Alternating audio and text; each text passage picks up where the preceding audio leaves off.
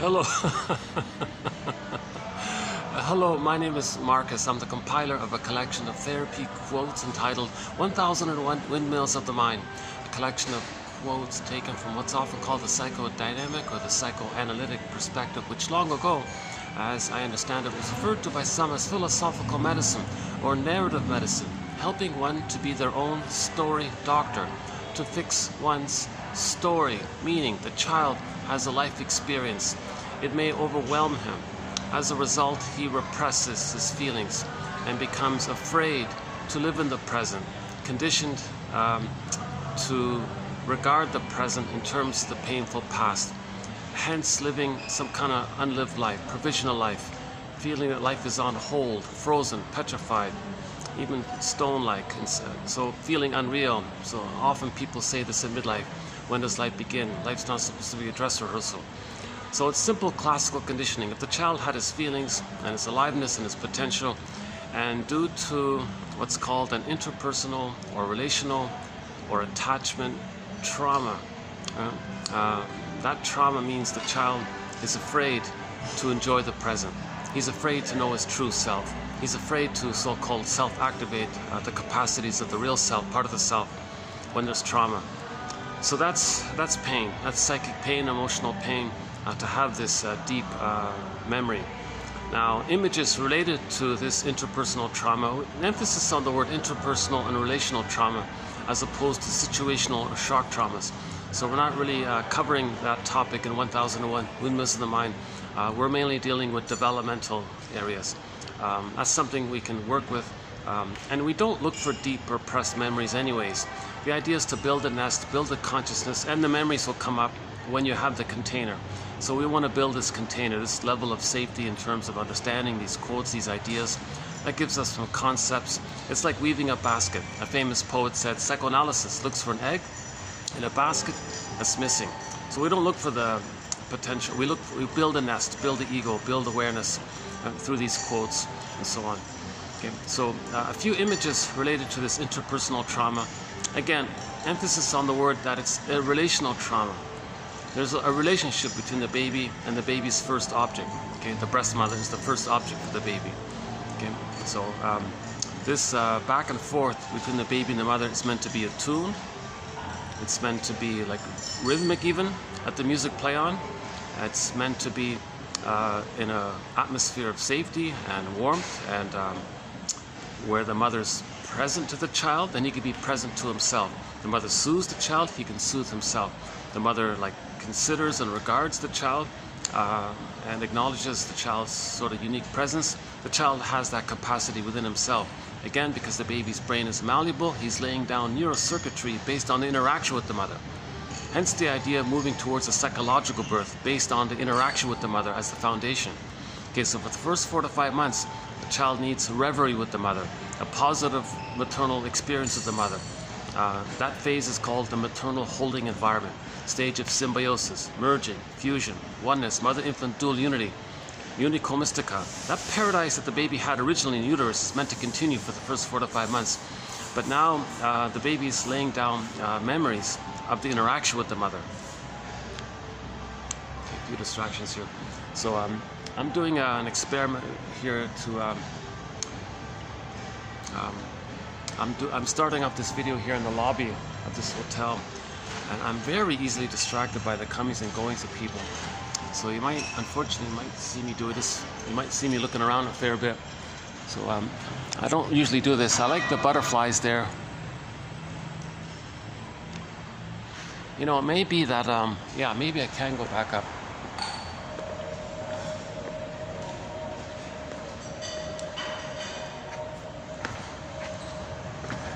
Okay, I think I can, let's check.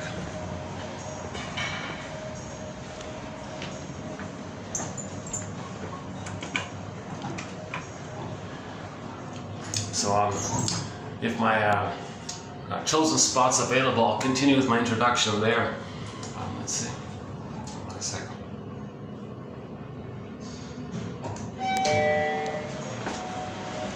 Yeah, okay, good, okay.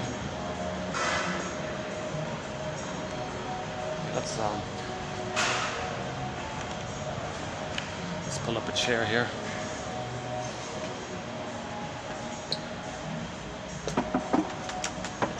So that's where I started there, but there's too much. There's way too much traffic. Oh, I see. And I'm right in front of the smoker section too. Yikes. Okay. Let's see if I can finish up. Continue here. How's that? Still? Okay, hold on a second. It's been a real struggle lately to get my videos out, bouncing around looking for places. So I'm still in this transition phase of looking for a new place where I can do my videos. So I'm sort of still in this bouncing around mode. I used to have a nice place, but due to renovations and changes, I couldn't use that nice little sort of off to the corner, slightly unused, sort of slightly run down backup meeting room that they let me use for a while. That was my favorite spot. It was really nice. I got into a flow, no interruptions. I could bring in the good speaker and play loud music, the music like nice and loud and clear. It really enhanced the flow of the delivery. So emphasis on the word relational and interpersonal trauma, attachment trauma. See, the attachment trauma, that's also a useful phrase because it implies the basic knowledge that we all know that babies must attach to their mother. He's looking for a secure attachment.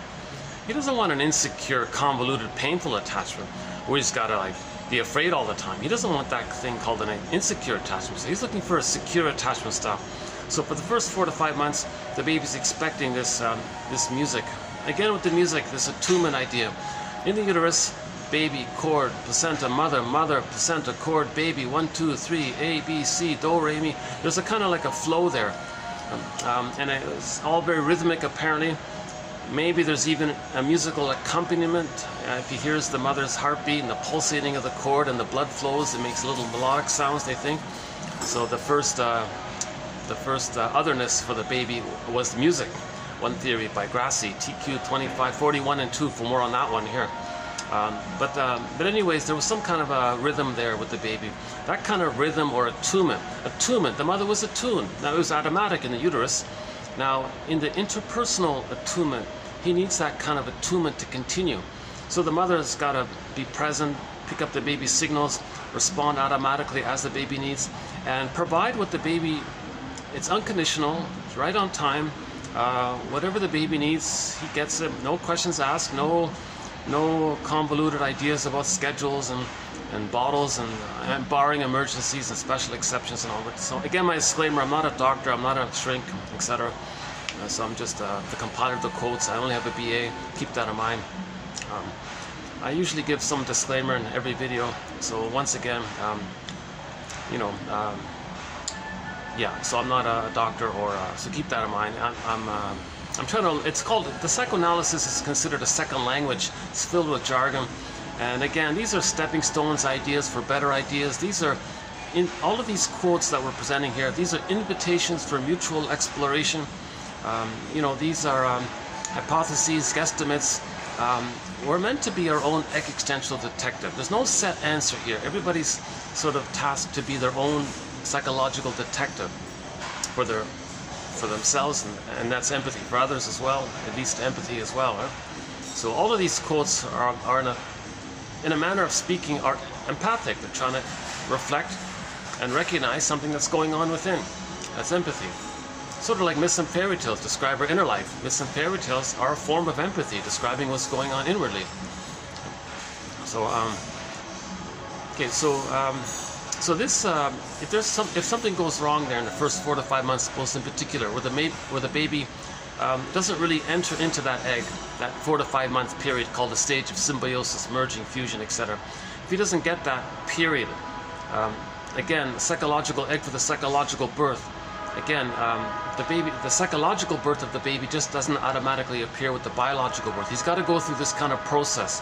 The process being first, there's an egg, another womb-like, so it's called the extended womb, kind of like an egg. And then he hatches out at 4 to 5 months. But he's got to have that egg, first of all. You see, if he doesn't get that egg, there's a lot of complications there. He's going to do some desperate maneuvers of the mind, tricks of the mind, to cope with that situation. So if for whatever reason the child's needs don't get met and he's afraid to have his aliveness. So in the beginning, babies are alive, they're animated, they're pure, they're innocent, they have their golden ball, they enjoy the present. So he's pretty happy in the beginning. That's the normal state of affairs. Joy runs the console. Joy runs the console. In the Disney film Inside Out, 2015 animated film, the normal state of affairs is that joy runs the console. Now, if there's a loss, joy would step aside and sadness would run the console to acknowledge the loss. And then when the loss is acknowledged, they can go back to the present and continue with the present. They just accepted the loss. So then joy runs the console. So the primary emotion is that joy runs the console. But if the child is traumatized, if he has a relational trauma with the mother, again, schedule, bottle, misattuned, and mother's absent, baby's, he feels persecutory anxiety, he feels basic trust is broken, he's afraid to feel. So the image of his metaphorical feelings, it can be like the golden ball, something golden in a myth or a fairy tale. It gets lost down the well. Hence, in one story, the Frog Prince, the golden ball goes down the well. So the golden ball is lost down into this under place, dark, we don't see it. So that's a dynamic called repression. When something pure or animated or innocent gets lost somewhere, zooped away. In the Disney film Inside Out, joy and sadness got zooped away. Okay? So that's called repression. In the Demeter myth of Kor and Persephone, Earth opens up and Miss Kor gets pulled down into the underworld. You see? And in the Atalanta myth, the king sends the baby into the forest. Baby's lost in the forest. Like, whoa. So pure innocent baby lost in this other world, the forest. So usually the forest and the ocean are symbols for the unconscious. Okay. In the TV show, the sci-fi film called The Room, just ran for one season, starring Peter Krause, I think. Some little innocent girl opens the door to some mysterious room, walks in, disappears. Father, in a great panic, runs in search for her. So that image of the innocence of the daughter or the maiden Miss Kor, or the golden ball, our vibrancy and our feelings, joy and sadness getting zooped away. Now something embodied, that can also get pulled down. So in the Iron John story, the guy's dog got pulled out into the lake, and then and when Robert Bly tells that story, when he gets to that point in the story, he pauses and says, "This must be the place." That's like a felt sense of something, like a memory of, some trauma took place here. This must be the place. So he's recalling somehow. It's coming to his consciousness. The feelings are coming to consciousness. So we're trying to get back to Golden Ball, right? We're trying to find the daughter in that sci-fi film. We want joy and sadness to come to the console. Now, when Miss Kor came back to land, she became Persephone, the return of the soul, and she was renamed from Kor to Persephone. And there are numerous other images of this. Another one, also from Iron John, is one time in one sequence, the golden ball is in a cage, in a locked cage. The boy approaches the cage, and inside the cage also is a personified, imagined character of all of the energy that's sort of related to trauma, or some kind of a character that represents all of the lost energy, something like that. So that's the Iron John character, right? It can be like a ghoul, it can be some mysterious, powerful character. So the boy says to the character in the cage, "Hey, I notice you got the golden ball there with you in the cage." Let's back up a second. In the White Bear King Balamon, this is also seen with the polar bear and the golden reef. Okay, so Iron John and the golden ball, a parallel, the polar bear and the golden reef. So in the White Bear King Balamon, the princess, is on the field there and sees in the distance a polar bear playing with this golden reef, this beautiful golden thing there. She approaches and says, "Hey, bear, give me that reef. I like it." So he gently reminded the princess, well, we're sort of a package deal here. The polar bear represents her embodiment, like the embodiment, and then the golden reef is the feelings that come from the body. You can't have your feelings if you don't have your body. I feel, therefore I am. They're linked, like it's a package deal. So back to the golden ball in the cage in Iron John, similar sort of motif. So Iron John says, well, we're kind of a package deal here in a sense. But fine, if you want your golden ball, the first thing you ought to do is get the key to the cage. He said, okay, fine. So where's the key? Iron John says, it's under your mother's pillow. Like, whoa, you know. So now the person on the healing journey needs to make the link between the mother and the loss of the golden ball. The key to getting the golden ball back is to face the painful truth of the mother. The greatest hurt of all, mother failed to provide a secure attachment style. The truth will upset you free. The truth will upset you free. The greatest hurt of all is that mother failed the child. So that's a very painful area. Okay, so that's sort of reference there. So, so anyways, so the golden ball is locked in the cage or down the well, and so on and so forth, right? And okay, hold on a second. Sometimes I need to turn around because my poor arm. Yeah, I'm still recovering from my twisted.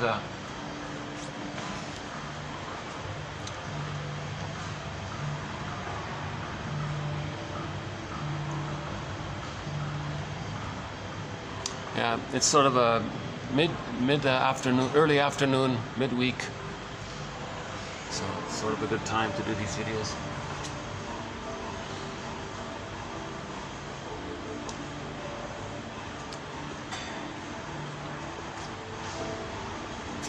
Okay, good. So we're doing okay here. I think this is my third time here. I'm sort of in the lobby area of a restaurant, sort of in between shifts, the lunch and the dinner. Yeah, so they let me. So I had to talk to them a fair bit, and finally they said, oh, "Okay, well." They tried to persuade me to do it down there. I tried. It's just I can't. You know, I've tried to do it down there. It's just, yeah. So I don't want to bother people. See, if I do it here, I'm not bothering anyone. That's what I like, right?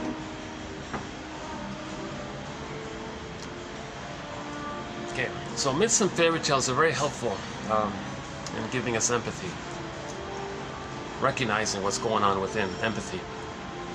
Yeah.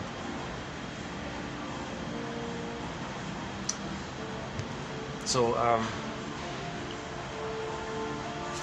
you know, I'll tell you an embarrassing truth here. I just did this video yesterday here. I had a strange tech issue with my camera. I did a very good 3-hour video. I really crammed in a lot of material. I thought, oh, this is pretty good. I was speaking clearly, and I did a 3-hour run. And I had a strange experience. My battery ran out.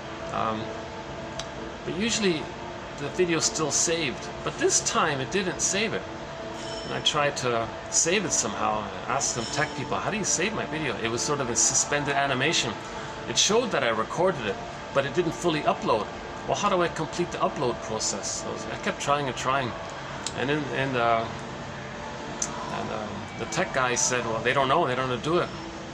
So it sort of pains me to kind of lose that excellent video. I did it yesterday, right here as well. So I feel like as I'm speaking, I'm reminded of how I just said that. So you know, so let's see if I can more or less replicate that excellent video I thought I delivered. One of my better ones. So I was kind of a little sad about that. But I'd use it as an opportunity. Okay, well, identify where you can improve. And now that you've read the quotes, maybe you do it again, you'll do it a little better job. So I'm trying to turn lemon into lemonade. Right?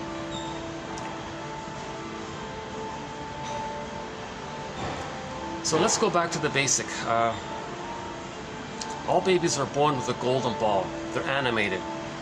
So they're enjoying the present. They're enjoying the present. If the golden ball gets repressed, seen by those images of this cord getting pulled down into the underworld, golden ball down the well, joy and sadness zooped away, little girl lost in that mysterious room, the baby in the forest, golden ball in the cage, these kinds of something pure zooped away in some other lost kind of place.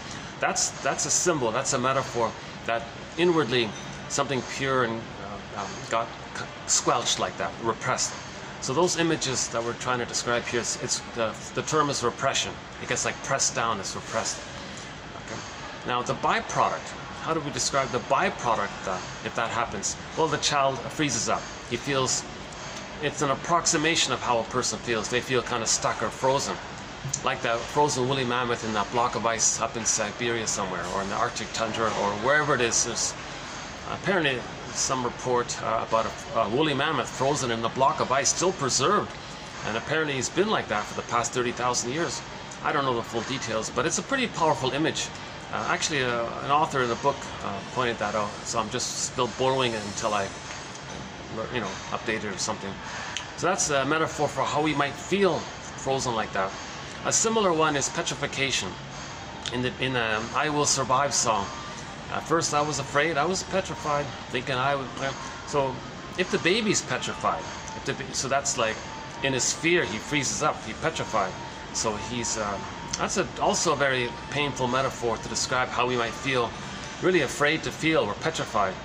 So an image for this might be the petrified frog from the sitcom The Many Loves of Dopey Gillis, in that 50s or 60s classic TV show. I think it ran for 5 seasons. One of the characters in there, Maynard Krebs, had this very odd habit of collecting petrified frogs.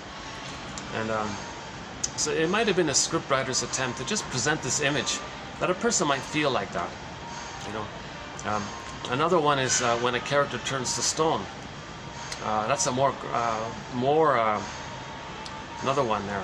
I still haven't played that song "Turn to Stone," sung by Jeff Lynne there, but I mentioned it a few times already. But a quick shorthand for this is the Narcissus myth. So let's do that one quickly here. When Narcissus looks into in that myth, when Narcissus, by the way, myths and fairy tales are true on the inside, not on the outside. Every character in a myth or fairy tale belonged to one mind, one traumatized mind actually, okay, describing the dynamics of a traumatized mind. Okay. So they're true on the inside, not on the outside. And they're treated and interpreted like dreams. They're soul stories. They're treated like dreams. So we interpret myths and fairy tales like a dream. The whole Odyssey is like a dream kind of thing. Huh? Wizard of Oz, the whole thing is like a dream. They even said it's like a dream. So, so the main two characters in the Narcissus myth is Narcissus and Echo. They're not separate characters. Okay. They're fantasized aspects of psychology inwardly. They represent inner psychology. So let's do the Narcissus one first. When he looks into the pool of water and he sees a reflection of himself, and he's transfixed there, and he admires this, and he's just so-called in love with himself or something. That image of focus on the image, that just means that the baby thinks it's all them. That's all there is. The baby in the uterus thinks it's just all him. He's a little god, infantile megalomania. The power of the mother, he thinks, belongs to him, so he thinks he's so powerful, it's all about him, solipsism. He doesn't understand that he's a separate person, others are people who are separate with their feelings. He just thinks it's all him. So that's relates to that. Now, added on to that, that only dissipates when the child is loved. If the child is emotionally fed, emotionally loved by a loving mother, then he's loved by a mother. That moves towards differentiation. So he needs the relational. He needs the relationship where he's loved by the mother and he's loved by the mother. That leads to the recognition that there is a mother who loved him and him having been loved by the other. So there's a self and an other. That leads to differentiation. If he doesn't get that, if he's just physically, survives and all, but not emotionally, he's free, trust and feelings and injunctions, beliefs about himself, his animation, his embodiment. If that gets frozen there, he doesn't get the safe, positive maternal interaction with the mother. Okay? So he's not emotionally seen, put it that way. He's not emotionally, loved through the mother's eyes, and the child looks at mother's eyes, mother loves it, oh, someone's loving me, oh, I'm loved. And he doesn't get that chance to have that result, or him being loved by someone who loved him. That leads to differentiation. If he doesn't get that, he's still stuck in that old primal original state, like in the uterus, where it's just all him. and the mother's just a part of him or serving him, and he thinks he creates everything. It's all about him. Okay, so that's the narcissist dynamic there, or pattern or something. Now, if that does take place where the child or any person isn't loved, and he's stuck at that place where he's not getting emotionally loved, that means his feelings, his needs aren't getting met to develop. He didn't develop. So if he doesn't develop, that means he's being rejected, and that means his soul is going to disassociate. So Echo flying off to the corner, I'm going to just, as an approximation, it's not accurate, but I don't know the right phrasing for this. I'm just going to say that his soul represses into the air. So that's called disassociation. It's not perfect, I know. I think Elizabeth Howell might have to correct me on this one, or if Philip Bromberg were still around, I think he might correct me on this. Those are the two main authors that talk about disassociation. Oh my God, I would love to know what Pierre Genet would say to this idea. Because we have a thread on, side note, we have a thread on the discussion between what's the difference between repression and disassociation. Well, maybe Echo is, my other guess about disassociation is that it's too painful to repress it. He can't even repress it. He disassociates. It's like a double reaction. It's like a double disassociation where he can't go down any further, so he disassociates, flight in the mind. So that's really, so repression would be one thing, it's sort of within you. But now you're frozen, and you're frozen again, or they disassociate, like the soul's flying in the air now. So I think it's sort of in that area. So anyways, Echo is flying off in the corner. Narcissus, so that scene where he ignores her, and and she's echoing there. And so Echo is a personified character to symbolize, metaphorize, and by creating a character, it just gives some kind of form to recognize the disassociated soul. Now, at the end of that story with Narcissus, Echo turned to stone. That means a person who isn't loved feels like stone, or petrified, or frozen. In recent years, it might be characterized as feeling unreal, like the Velveteen Rabbit story, right?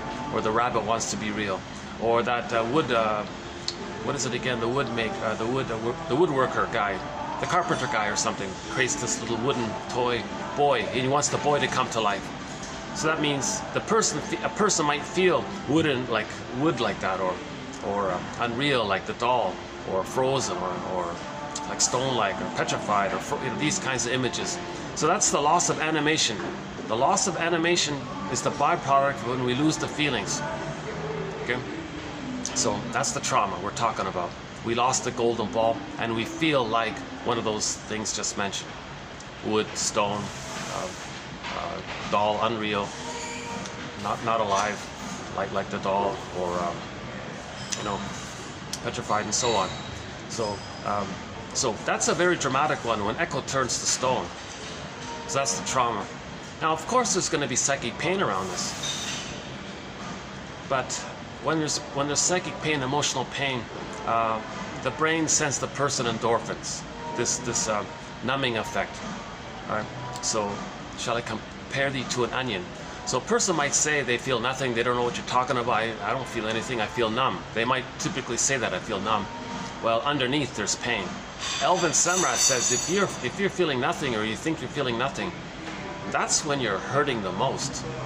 You're hurting the most, so much that your brain is sending you the mercy numbing thing. Like you stub your toe, it's painful, then it blurs over with this endorphin thing, right? So that's so underneath is the pain. You have the pain of losing the golden ball, the pain of losing the feelings, the pain of the baby lost in the forest, the pain of, and so on. Right? So every organism seeks healing. There's this innate drive for healing. Well, let's back up a sec before we go there. Another parallel reference to this emotional trauma is that the baby couldn't know. The baby couldn't know what happened. So what happened is he lost his feelings. So let's borrow the Wizard of Oz. That's the Tin Man in one place. Lost his heart, lost his feelings. And he's alone there in this other world, this dream world, this other world, lost, unconscious.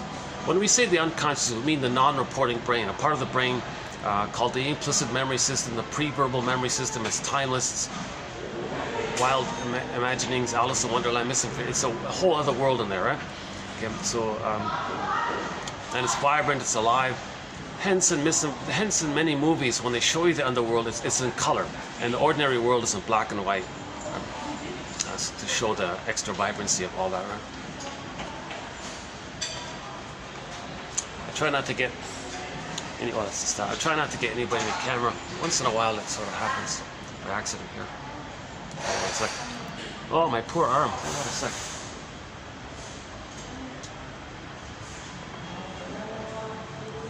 Oh yeah, Voices Carry. I was just thinking about that song, Voices Carry. So that's why I don't. That's why I look for relatively quiet places.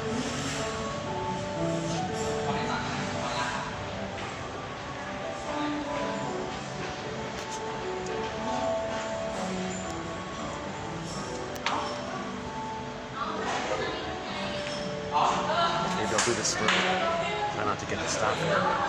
Hey, why don't I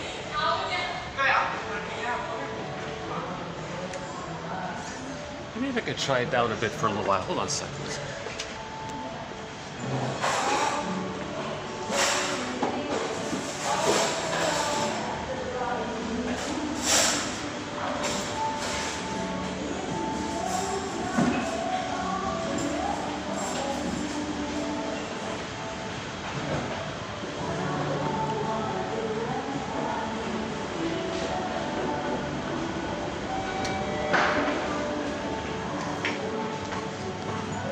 If by chance you notice any kind of skip in the video where I'm speaking and then there's like a cut to something else, that's because I have to go back and trim out some kind of song that the camera picked up overhead that was copyrighted. That happens. That's happened several times. So hopefully, they won't play any copyrighted songs here. Oh, scratch that idea. Forget that.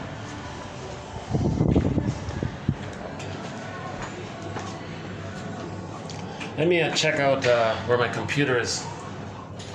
Speaking of Voices Carry, because we'll get into today's quotes. I've set up the laptop on another floor there, but let's talk about Voices Carry. There was a guy with a really loud voice. Let's see.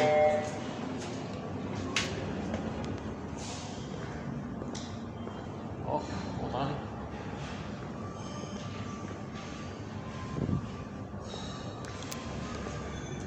Still there. Okay, let's go back down. There's a party in there. When that guy talks, yikes! He's got the loudest booming voice. I had to restart the video. I couldn't carry on with that guy.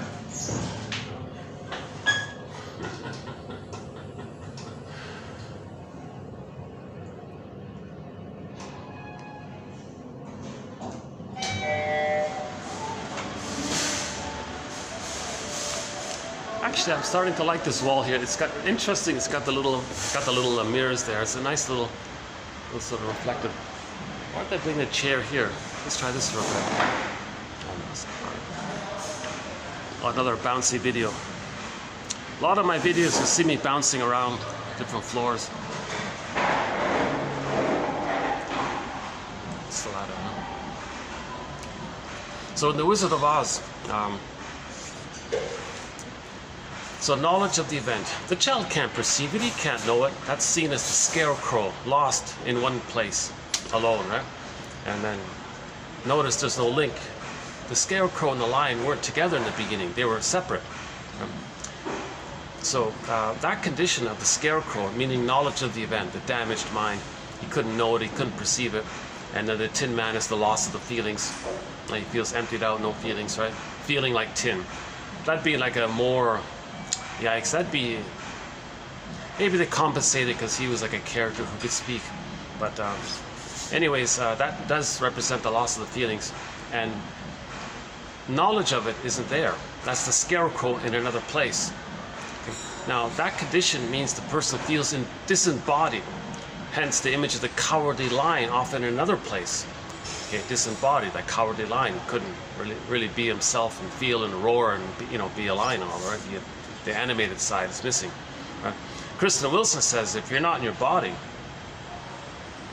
you're not making sense. Literally, it's disembodied discourse that causes problems. The disembodied discourse causes problems because when a person loses their golden ball, they feel metaphorically disembodied like that, right? Now let's go back to the psyche's innate drive for healing. So the psyche's innate drive for healing. Enter repetition compulsion.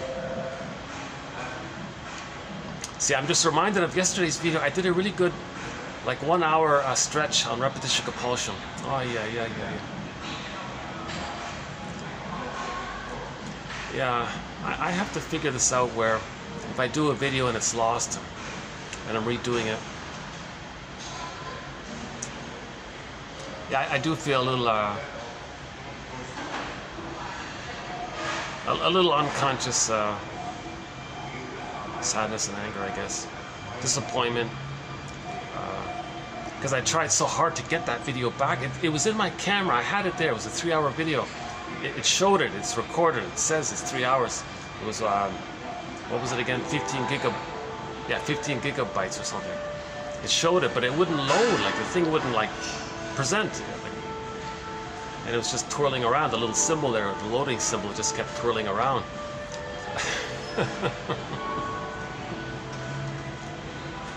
In the next or the following video, we'll have I found an original version of Evan Bergler's original description of repetition compulsion.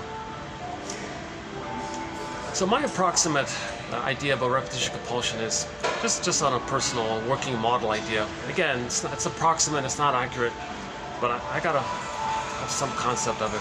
So the baby doesn't understand time. The baby doesn't understand time. The baby has a need. Mother shaming him.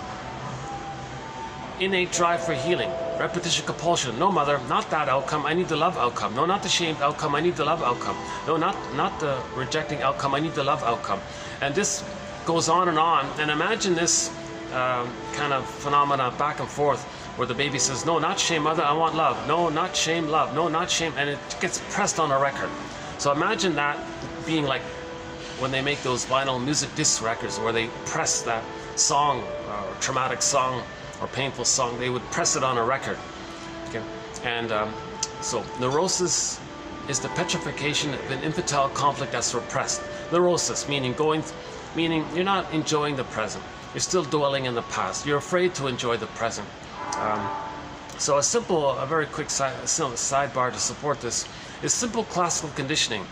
Okay, so I've been borrowing the two from some self-help authors. So one guy, I'm not a fan of Mr. Zig Ziglar or anything, but he does give the simple, quick little explanation of classical conditioning about a flea in a jar, and there's a lid. The lid is closed on the jar. The flea's bumping up, trying to flee and escape.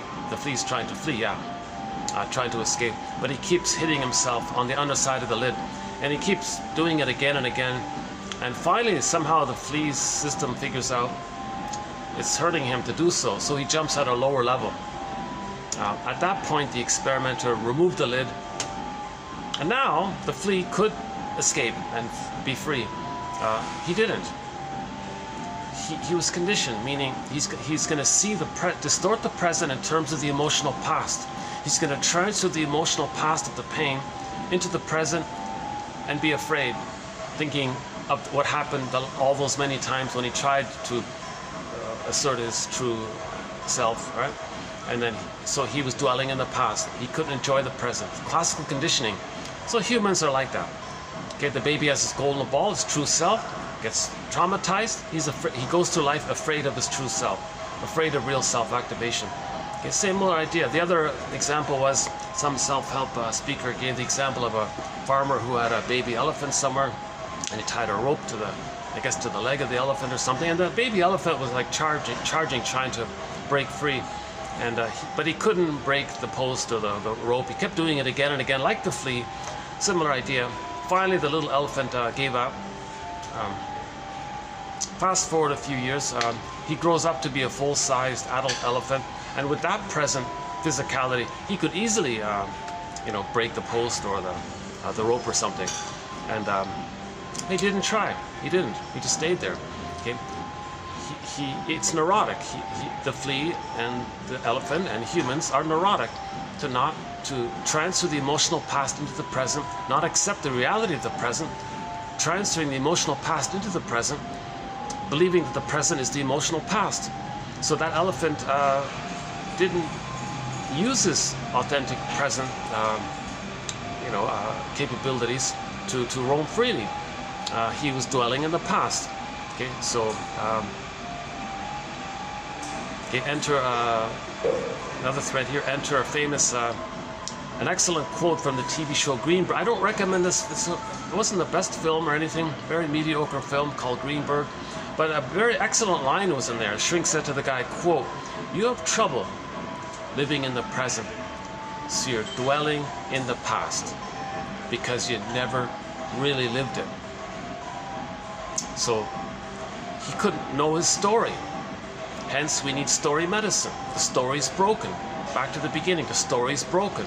That's why we need these quotes and these theories to fix our story, to know, understand what happened, understand ourselves. Then we can enjoy the present. Well, we need the story. We need story medicine to weave the basket. Then we can be free, kind of thing. Okay, so now let's go back to the Edmund Burglar's metaphor for this. So neurosis means it's dysfunctional to not enjoy the present, to still live in the past, to distort the present as an emotional replay of the past, still living in the past, seeing the present as the past, okay, transferring the past into the present, whereby the present becomes the presenting past. And by the way, we do that because the pain we're feeling, you know, we do it because we lost our golden ball. We repeat and search for the golden ball. We repeat, right, because we lost the golden ball. Finally, when we get the golden ball, we stop repeating. Okay, so Burglar's metaphor is this. Every neurotic, again, neurotic, a person who's sabotaging his present happiness to live in the past, to replay the past, to stay loyal to the past memories, because it's unfinished business with the mother, and it's a deep imprint, it's a psychological imprint, it's a deep conditioning with the mother. So that's something we have to kind of heal and face, kind of thing. So every neurotic is a music enthusiast. So back to that vinyl record. But he only has one record. He carries this one record with him everywhere he goes. And every time he sees a record player with never-ending fiery ardor, he spins off that record. In every new situation, he's going to replay the past into the present. He's going to reorchestrate and recreate the past into the present. Still in that mode of my approximation where the baby's saying, "No mother, not shame, I need love. No mother, not shame, I need love." And he's still replaying that. Now in the present, he's going to cast people into the role of the past. So in the present, he's going to assign people roles, like a theater thing, like an as-if theater thing for the past. Some present's going to represent the past. If I have time today, I'll do the 40 points of how this is seen collectively. But, oops, hold on a second. Oh, my poor arm. Yikes. Yeah, yesterday when I was here, it was a similar day to this. It was a similar day. Yeah, it was a clear.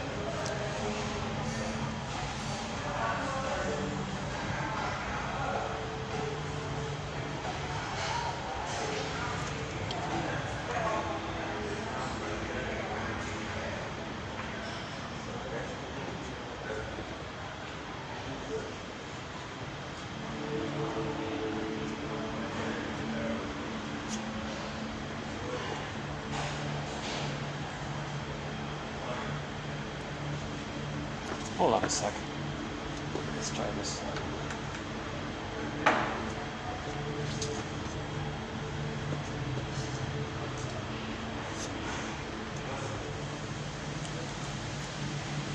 That's a little better, I think. Okay.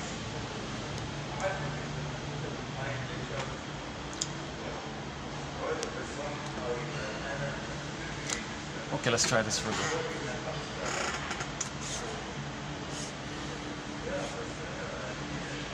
Every neurotic is a music enthusiast, but he only has one record. He carries this record with him everywhere he goes. Every time he sees a record player, he spins off that record. Okay. So how that looks is that he's going to reenact, replay the past in the present. How does that work? So my understanding is there are two main ways for this. One is called direct, the more benign way. So just to keep it simple, mother shamed him. He was shamed by the mother. How does he replay that in the present? That experience, how does he replay it? Now again, like the baby saying, the baby doing the no mother, I need love, not the shame, not the love, not the shame. He's hoping for a proper outcome, a loved outcome, a needed outcome. He has his needs to develop and to grow and to feel himself and have his identity, to feel embodied. So he's looking for the needed outcome, the proper outcome. So when we repeat and play that record in the present, it's the same positive intention. We repeat the past and the present with the fantasy that we can change the past, get the needed love past. It's ridiculous because the present isn't the past. The present, nobody in the present can make a time machine for the person, go back in the past and change what happened. It doesn't work. The idea is to be conscious of this. And that moment when we reflect on this, that's a therapeutic turning point, when we can be conscious of this. That's narrative medicine. That's narrative medicine. When we can be conscious. That's Thomas and Ketchell call that a therapeutic turning point. That's narrative medicine, when we can recognize this dynamic of recreating the past and the present with the fantasy that we can change the past. And how, because in today, as we'll mention in today's quotes, guy named, what's his name again? Guy named Hedges. He has a very dramatic term for the puppet master that's doing this.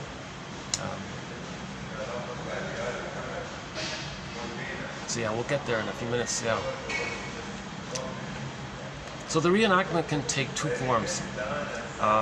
The more common, the more maybe less benign one. Oh, here's the ad. Okay, here's the sky train with no ad on it. I have this fantasy that that sky train with no ad on it. I have a fantasy that there could be an ad on it that says 1001 Windmills of the Mind, Psychoanalytic Psychotherapy's Greatest Hits. buymeacoffee.com/psychoanalysis. Okay.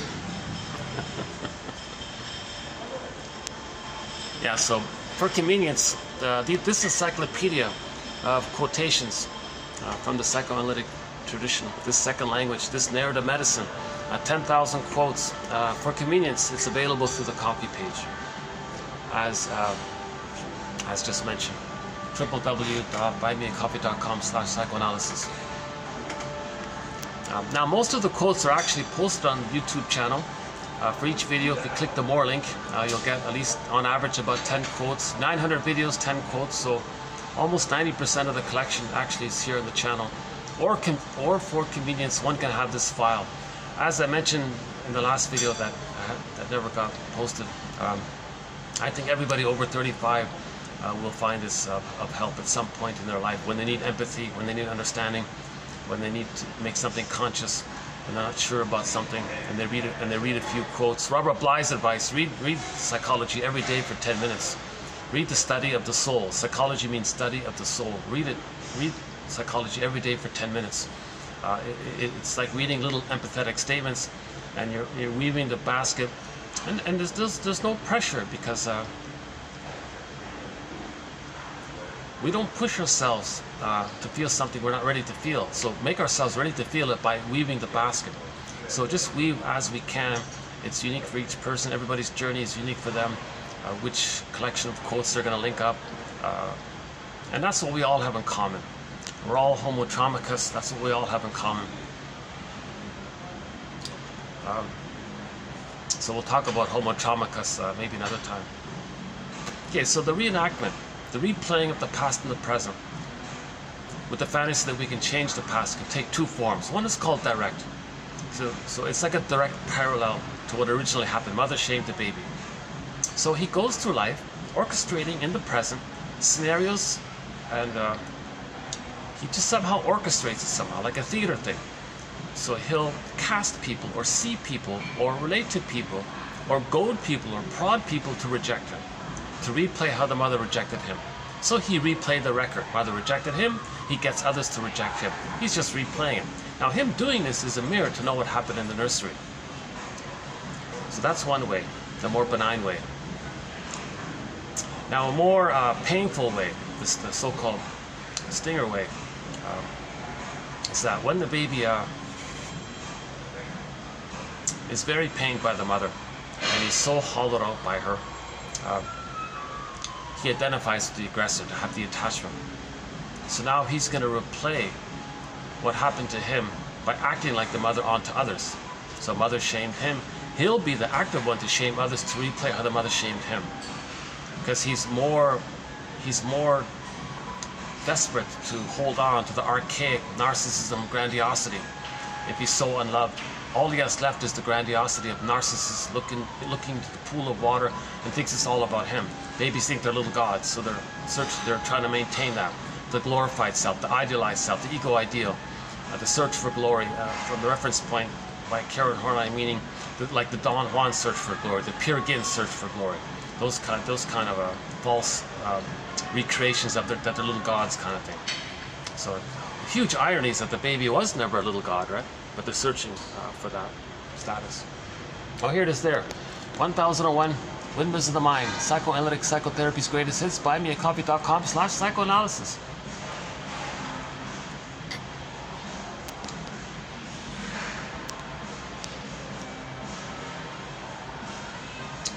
Yeah, it's a great collection. It's available. It's quite a large file.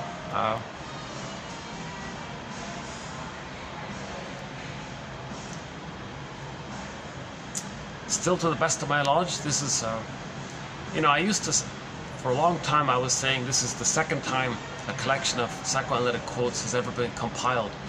The first was done decades ago by Gregory Bauer in his book called Wit and Wisdom in Dynamic Psychotherapy. But he's got a lot of Freud quotes in there. So that's the English translation of, not German, the English translation. And he doesn't know German, so he didn't translate it. So if you take those out, what you got left is just sort of like a little sample. So his book, to my mind, is just like a teaser sampler of 1001 Windmills of the Mind.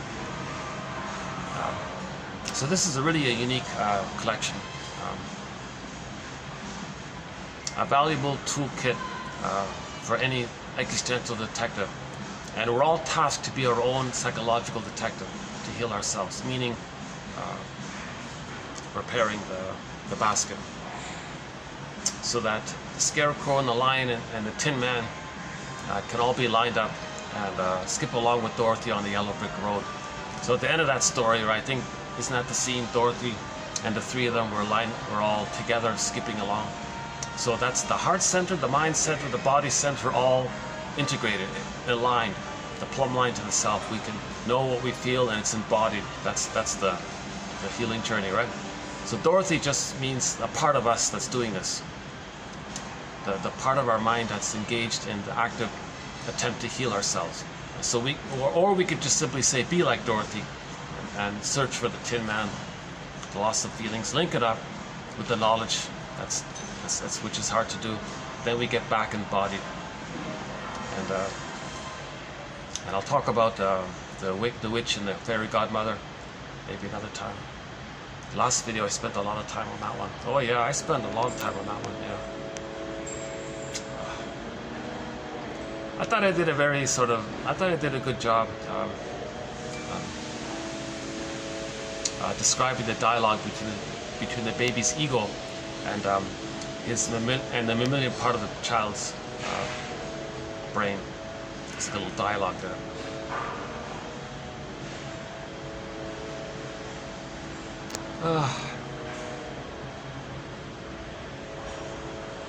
Yeah, I'm still feeling a little sad about the loss of that video. Can you believe it?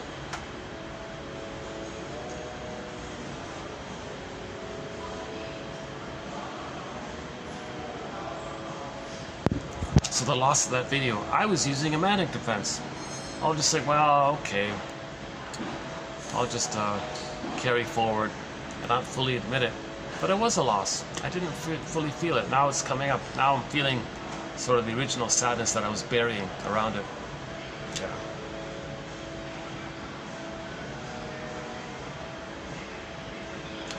Okay, so the reenactment takes two forms. Direct, and where the person prods others to reject them, to replay how the mother rejected them. So others are seen as symbolic rejecting mother. So they'll coax them into that role. Easy to do. They'll make themselves passive-aggressive, make themselves difficult, give people impossible tests. They get frustrated and reject them. Okay, so the mother rejected them. So they recreated it. Why? Because they're living in the past, unfinished business with the right? Never really lived it. Story's broken, trying to fix the story, going back to where the story's broken, wanting to know what happened, so he's replaying it to create a mirror to know what happened. This repetition compulsion is an attempt to know what happened. The knowing what happened, that's repairing his story, like to know what happened, to find his story, to find his narrative truth. Got to fix our story, narrative medicine. So these quotes are helping and are doing this for us, right? Are the means of doing this for us. We need these quotes. The quotes are the cells of the story medicine. I don't know. Okay, so and we played the song yesterday. We played the song "If You Won't Leave Me, I'll Find Somebody Who Will." That talks about this. Now, a more painful version of this scenario is called identification with the aggressor. If the baby's way more shamed by the mother, that means his wounded soul that's so damaged and defective and so guilty and shame, to not feel that pain, he's going to project it onto others to say others are not okay. So he's very emptied out by this. All he has left is the grandiosity and the fusion with the mother. Again, he's going to become, in the vacuum of losing his soul by the mother, the shaming mother that caused that, he'll become the shaming mother, to have the attachment. Now he's got to replay what she did to him by doing to others what she did to him. So he'll go around finding safe others, innocent others, non-threatening substitute others, to represent how the child originally was safe and innocent, non-threatening to the mother. So however it is that other people are seen as safe, maybe they're just friendly people that are safe, or they're just wounded themselves that are safe, or they're like your family doctor, you feel safe with them, or family member, you feel safe with. However it is somebody is perceived as safe to you, or damaged, then they're safe to you, okay? Or disadvantaged in some way, or then the person's going to see their wounded soul onto the safe, non-threatening substitute other, the innocent other, because they were innocent, others are innocent. So they find innocent, put it this way, they find innocent others, and then they're safe, right? So they see others as safe and innocent. So then they place the memory of when they were once upon a time safe and innocent to the mother, they see that onto others. They've identified with the aggressor that shamed them. Okay?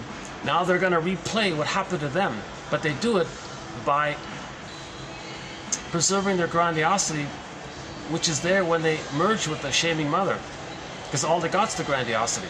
So now they're going to be the active one, not the passive victim. They're going to be the aggressor, because the mother was the aggressor. They've become the aggressor. They've identified with the aggressor. So to replay what happened to them, but them is seen onto others in a process called "I'm okay, you're not okay," meaning them. When they say you're not okay, they mean themselves, seen onto others in a process called projection. Projection is something about yourself you can't know it, can't feel it, can't accept it. It's too much excitation, too much stress. So to not get that stress, you see it outwardly. So then they're going to shame others or be negative towards others in whatever form to replay how the mother was negative towards them. So back to that song, "If You Won't Leave Me, I'll Find Somebody Who Will." His baseline was the more benign way. He coaxes women to leave him because his mother left him. One day a woman said, "No, I won't leave, I'm going to be here for you." He freaked out. He wasn't ready for that. Now if he's conscious of what he's doing, he can accept her, but he wasn't conscious. So he can't engage in a mutual relationship because he's still overly attached to the mother. He's identified with her. The psychic structure needed for mutuality is differentiation, but he didn't get that. So in the pain of a woman trying to look for differentiation with him and him not being aware of it, he freaks out and regresses to the bully pattern or the stinger pattern, where he identifies with the aggressor, then he leaves her. and then he'll go back to the main modality of the clinger place, where he coaxes others to leave him. If you won't leave me, I'll find somebody who will. So that's him spinning the record. Mother left him. He gets women to leave him. He does it again and again. Now, if a woman doesn't leave, then in the stress of that, he regresses back to the paranoid schizoid mode of experience called the stinger position. Then he, identification with the aggressor, he leaves her then in the more aggressive thing of I'm okay, you're not okay. Then she leaves finally. Well, he rejected her, right? So obviously she's not there by that. So yeah, so you could think of it that way. So she left him finally. But normally he just induces her to leave him. He doesn't reject her. He just waits to let her reject him. So he makes himself passive aggressive, does these little things to annoy her, to just replay how maybe the mother felt annoyed with the baby, something like that. But the baby wouldn't reject the mother.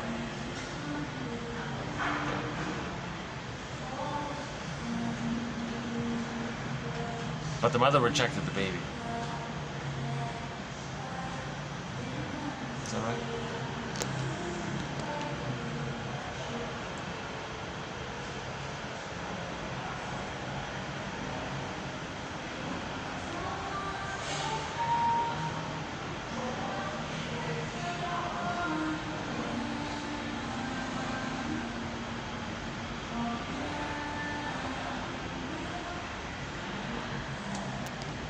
I do feel some resistance to redo the whole video I just did.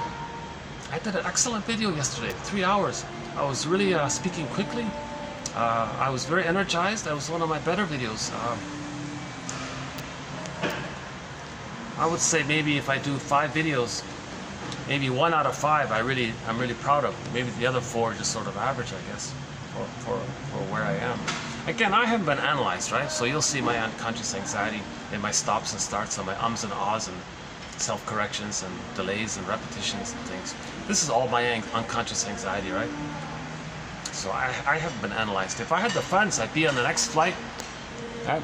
To find to New York maybe, and find a psychoanalytically experienced psychoanalyst, and you know, and find my you know, have a guide to help me find my narrative medicine, so I can get my golden ball back and be centered and enjoy the present.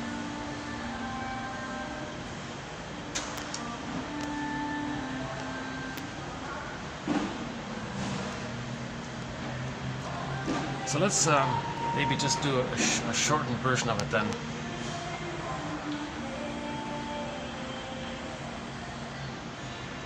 So this next part here, I'm going to talk about the difference between the stinger category and the clinger category. The before 18 months, the stinger ones, and the post 18 months, but before 36 months, the clinger ones, the clinger personality patterns. Okay? So stinger personality patterns means I'm okay, you're not okay. Again, when they say you're not okay, they mean themselves seen onto others due to identification with the aggressor and projecting their soul on their wounded soul onto others. That's a more dramatic case scenario. Hence, they're very negative. They're very angry. They didn't get the love to progress, development. They were frozen before 18 months. The stinger personality patterns spring forth around the fixation and the arrested development prior to 18 months. If it's before 4 to 5 months, that's the bully pattern, is the Iago pattern, lower functioning BPD, and all of the other more disturbed personality patterns that we don't really talk about too much, sort of out of my zone there. The ones that say something's only wrong if you get caught, those so-called psychopathic, sociopathic. That's really out of my zone there. But they're in that category. But we do have 4 quotes from Edmund Burglar, one of our mentors, on the criminautic area. So there's a little bit in that area, but not too much. So there are a variety of personality patterns that spring forth when the trauma takes place before 4 to 5 months, meaning the child doesn't enter into the maternal holding environment or he's prematurely ejected out of the mother-infant dual unity. Okay, so he never got the egg. Or he was partially in it, but it wasn't enough. Now the narcissistic patterns are slightly better off. They enter into the merging with the mother, but they can't leave. So they're not too dramatic with safety issues because they have the mother. Or the bully pattern is still looking for the lackey to be the mother. Yeah, I spent about an hour and a half in this area. I feel hesitant to redo it here because I don't think I can replicate.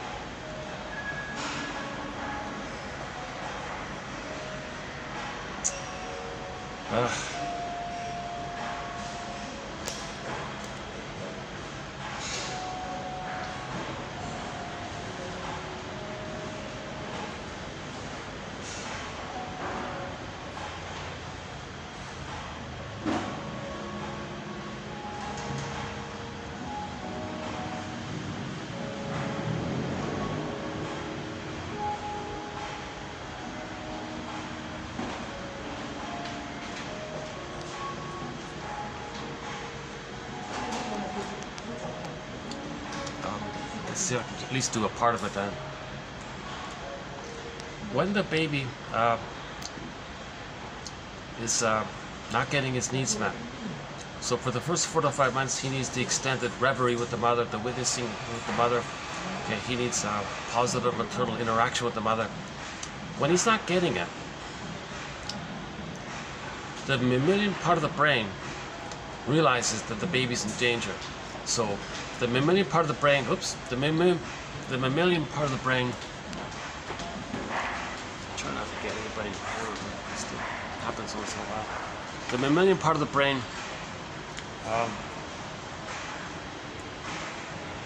is going to send the person cortisol. Say to the baby, baby, you're in danger here. Flee, run, get out of here. Your mother's not loving you, she's hurting you. This is dangerous, get out of here, run, find a new mother. So the baby's mind is saying, so let's redo the dialogue a little bit here. So I'm gonna just experiment. I'm still experimenting with this imaginary dialogue between the baby's ego and the baby's mammalian part of the brain. So the baby's ego says, hey, mammalian part of the brain, I know you mean well. I know that there's danger here, and you're sending me these stress hormones to flee and search for another mother here. I get that. But hold up a sec here. I don't have musculature. I don't have motor skills. I can't crawl, walk, run. I don't know where to go. I can't really move. I can't really flee here. You're sending me these stress hormones to run, but I can't run. It's too much for me. So the mammalian part of the brain says, well then, I'm going to send you more. More? No, don't send me more. I can't run. I told you. So the mammalian part of the brain says, well, this is a survival issue. I'm going to send you more. What are you doing that for? I can't handle it. Well, I want you to then fight with the mother. Are you kidding? I can't fight with the mother. Well, try. Well, all I can do is I can cry and all this, and but that's pain, and maybe I can try to bite the breast or something, or I can have this fantasy of with the anger that you're sending me, I'm going to have this, all I can do is have this fantasy that I can control the breast, possess the breast, devour the breast, take in the breast, gobble in the breast, so I can control the breast to have my needs met kind of thing. So that's all I can do here. So the mammalian part of the brain is sending him stress hormones for this. So he's trying to fight with the mother. So the first is the flight, then is the fight, the stress response, right? So again, in the Disney film Inside Out, joy, sadness are zooped away. What was left? It's the amygdala, the fear and the anger mainly. Okay, the disgust character was mainly about distaste and smell for most of the film, also related to sort of the physiological area. So first is the flight, then the fight part, right? Often you don't even notice the flight one because it gets overwhelmed so quickly. So anger is the reaction, it's not the primary thing. Joy runs the console, that's the normal primary state of affairs. But if joy is missing, then the reaction is the survival personality of the anger, right? Control the breast, possess the breast for safety kind of thing. So the baby feels immense danger, right? So the mammalian part of the brain is sending the child all the stress hormones to fight with the mother. So the baby has this fantasy to control the breast, devour the breast, possess the breast. But that's all he can do. So back to the dialogue. So the child's mind says to the mammalian part of the brain, okay, hold up here. Enough. I know you mean well by sending me these stress hormones to flee or fight with the mother, but I can really do neither here. So I got to do something desperate with you here. What do you mean? The mammalian part of the brain says, yeah, I got to trick you. You think that I have these needs and feelings. Well, let me trick you. What do you mean? Well, I'm going to make you believe that we don't have feelings and needs. How are you going to do that? Well, watch this, mammalian part of the brain. I'm going to be like a little Picasso here. So imagine the baby being like a little Picasso now. He puts on his painter's cap or whatever, has the little palette with the oils on the palette there. He's got a paintbrush here. He's got a canvas now. Okay, watch this mammalian part of the brain here. You see this canvas here? I'm going to draw my concept of the mother, this blurred image of the breast. So maybe the nipple, the eye, it could be the cyclops. Now again, the child's small size and he's so helpless. The mother has all this power. And so from the baby's perception, the breast mother is a giant. She's the giantess in the nursery. So she's this powerful entity based in comparison to the baby's complete helplessness and hopelessness and dependency, and the mother having all this power, and the mother being physically bigger and all this. So somehow the child thinks that the breast mother is a giant. So watch this mammalian part of the brain here. I'm going to draw this blurred image of the mother. My rage and my fantasy to devour the breast, those attributes of mine that's causing you to send me these stress hormones, I don't want you to send me more stress hormones. Because it'd be like somebody in a car, somebody driving a car where they have the gas pedal to the metal with one foot, and with their other foot they got the brake pedal pressed down as hard as it can go. And that's going to cause real stress on the engine. Parts of the engine might go kaput. Well, I don't want this inner kaputness to take place within me. I don't want some kind of organ failure. I don't want like cells attacking other cells within. I don't want this immune issue. So the baby's trying to protect himself. So he's got to trick his brain not to send him all these stress hormones, because he can't, like the analogy with the car and the brake, the gas and the pedal, the two brakes pressed down like that. He can't have the body bears the burden. The body's he's going to suffer like this. Maybe he won't make it in the end. So he's got to trick himself. So he wants to trick his mammalian part of the brain to make it believe that the person is not in danger, to not send them so much stress hormones. So back to the dialogue. So mammalian part of the brain here, I don't have feelings, I don't have needs. Look at this painting I'm making. It's the mother. She's enraged. I'm not enraged, the mother's enraged. Process called projection. My unmet need, which turned into oral greed, this devouring fantasy called oral greed, like the wolf thing. Okay. So I'm going to paint an image of the mother as being like a devouring, hungry wolf that wants to eat me. So it's not me, it's the mother. So the mammalian part of the brain says, oh, I see. So you don't have these needs and feelings? That's right, the mother has these feelings and needs. So in the mechanism known as projection, the attributes that belong to the child, he's going to say the mother possesses them. It's some kind of trick of the mind where selective attention outward, made up, fantasized, to deny the attention inward. It's like a projection, not here, not in, it's out, a projection kind of thing. So the mammalian part of the brain says, well, I'm still confused. What do you mean? Well, if you think your mother now is a devouring monster that wants to eat you, how are you going to take in the powder stuff? How are you going to accept what you're being offered to physically survive? Well, yes, good point here.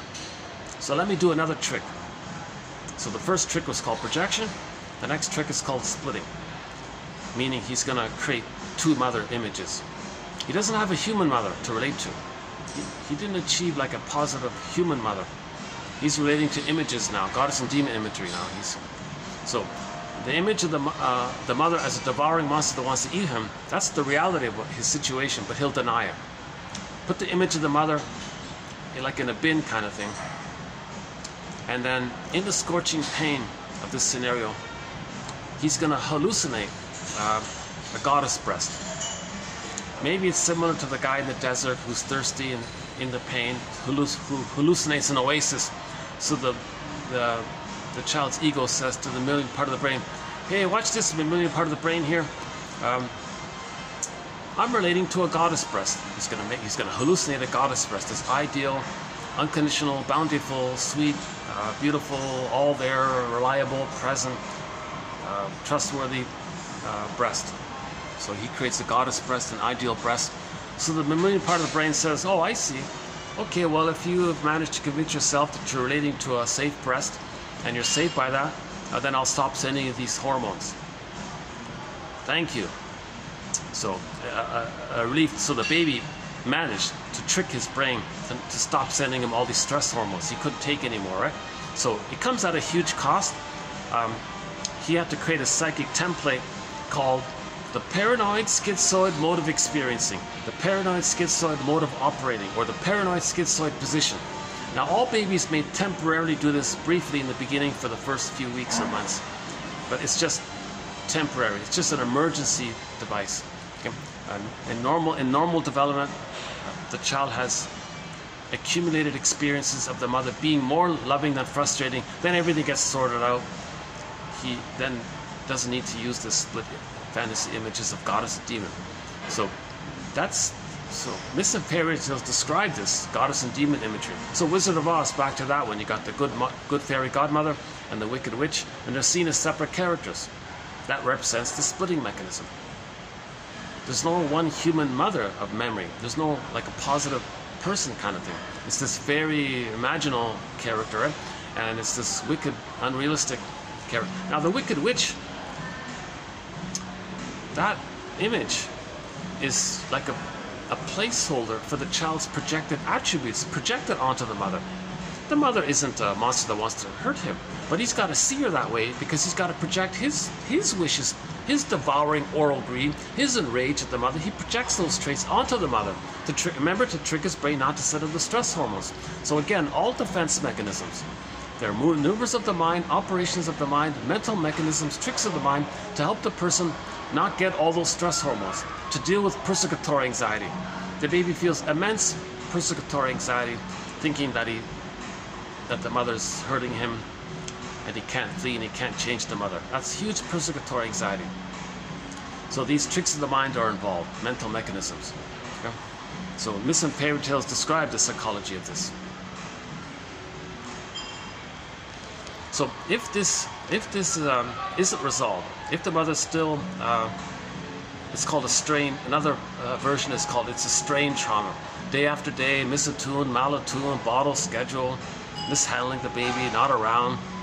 You know, some mothers shame their own baby to replay how they had been shamed when they were a baby, repeating what happened to them, with her having a fantasy that by doing that, she can change her past. So she's stuck in the repetition compulsion and the unfinished business with her mother, where she sees her lost innocence onto her baby and acts like her aggressive mother. So the mother shames her own baby to replay how she had been shamed by her mother. So of course the baby's going to be shamed by this. Some others parentify the baby. Some others say, oh, okay, I'll just use the baby to take care of me. Mother's rights. I'll condition the baby to respond to me, listen to me, see me, respect me, do what I say.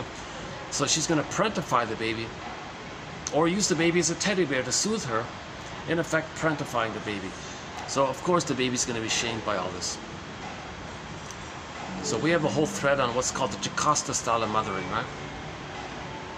How are we doing? Let's go back. Let's see. How are we doing down here? I'll still people there.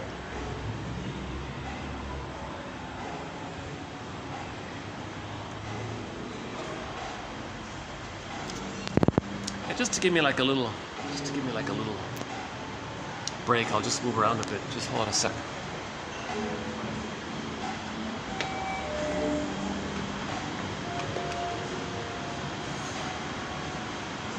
See, it's too dark to do it in here. So I tried to do it in there, but it's just too dark. Yeah.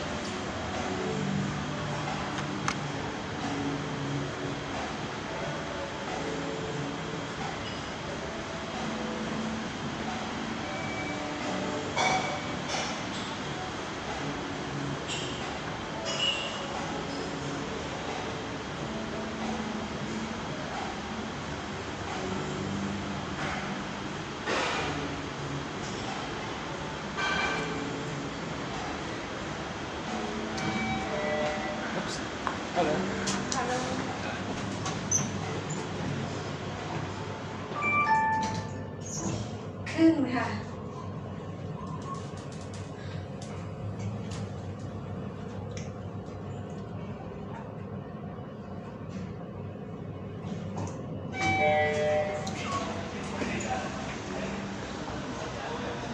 Oh.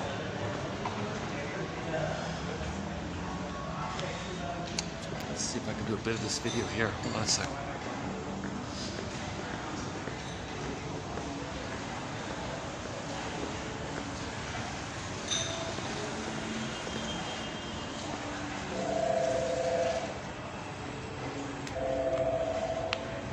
Does it work?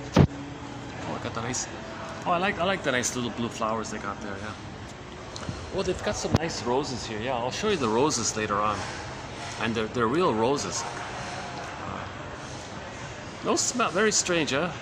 Fresh, real roses, but zero smell. I can't figure that out.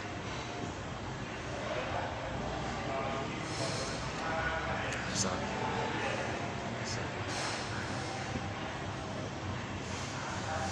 it's kind of nice here, eh? Nice. I love these Florida. Oh, there's a smoker's area. Oh, okay.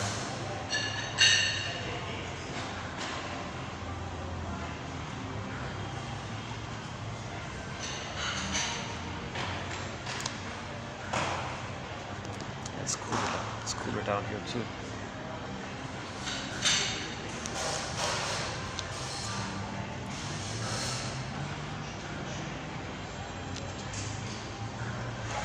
So this dialogue that we're talking about, I think my intention is to help clarify the theory that defense mechanisms are maneuvers of the mind, desperate actions within the mind to trick the person's own mammalian part of the brain to stop sending them so much cortisol. It's like a self-protective measure, right? So it comes at a huge cost. If the mother doesn't change her ways in the first 4 to 5 months. Yeah, I'm a little more edgy. I'm a little more anxious today. Yeah, I did it. That's funny. Yeah. That's a nice little scene here.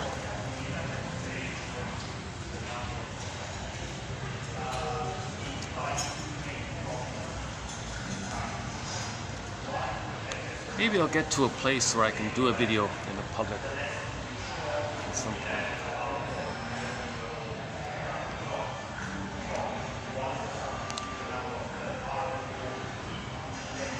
Plus, too, for privacy, I don't want to pick up somebody's personal conversation, right? I don't know if you can hear it.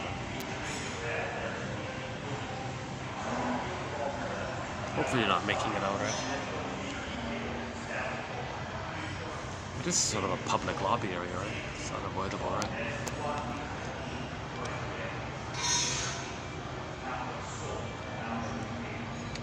Wow, okay, hang on. Let me show you the roses then.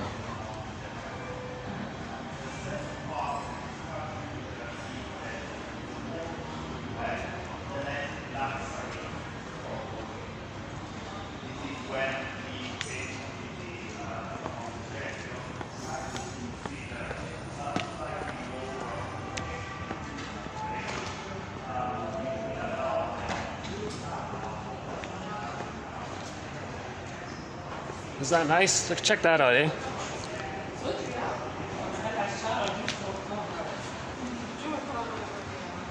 Yeah, they're real. Yeah, these ones too. Doesn't show too well there, right? And I've got another one here.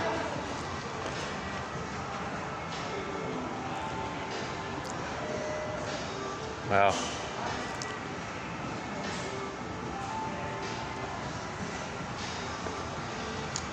Let's check out the Italian place for a bit.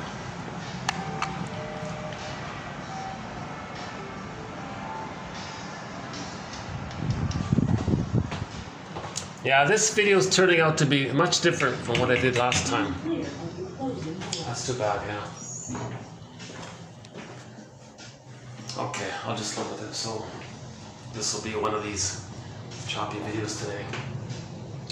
So Now, an important theory here is that all babies begin with "I'm not okay, you're okay." So let's clarify this point here, an important underappreciated point here. The babies can't have paradise. What's the lighting? The babies can't have paradise lost. It's too dark in here. Right? Okay, hold on a second.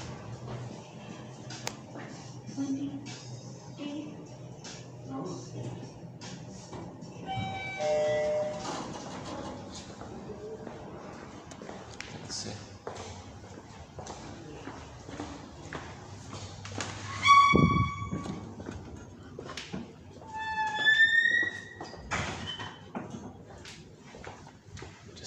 Check in with them. I was here before. Let's see.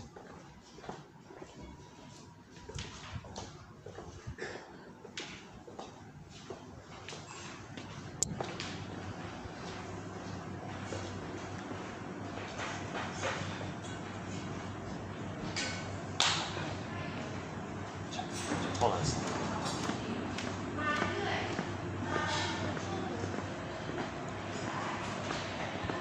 Hi. Can I go back to the window? Great. Thank you.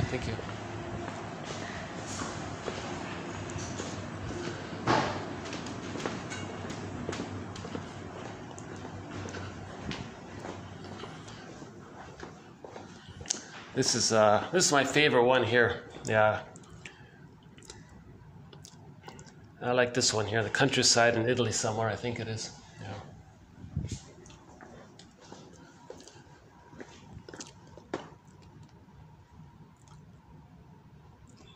So let's do a scene from an Italian restaurant. Billy Joel song.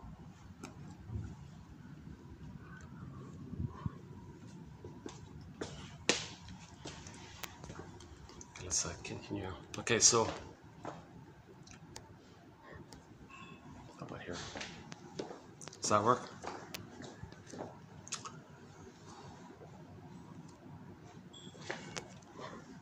It's nice, eh? Nice view today, yeah.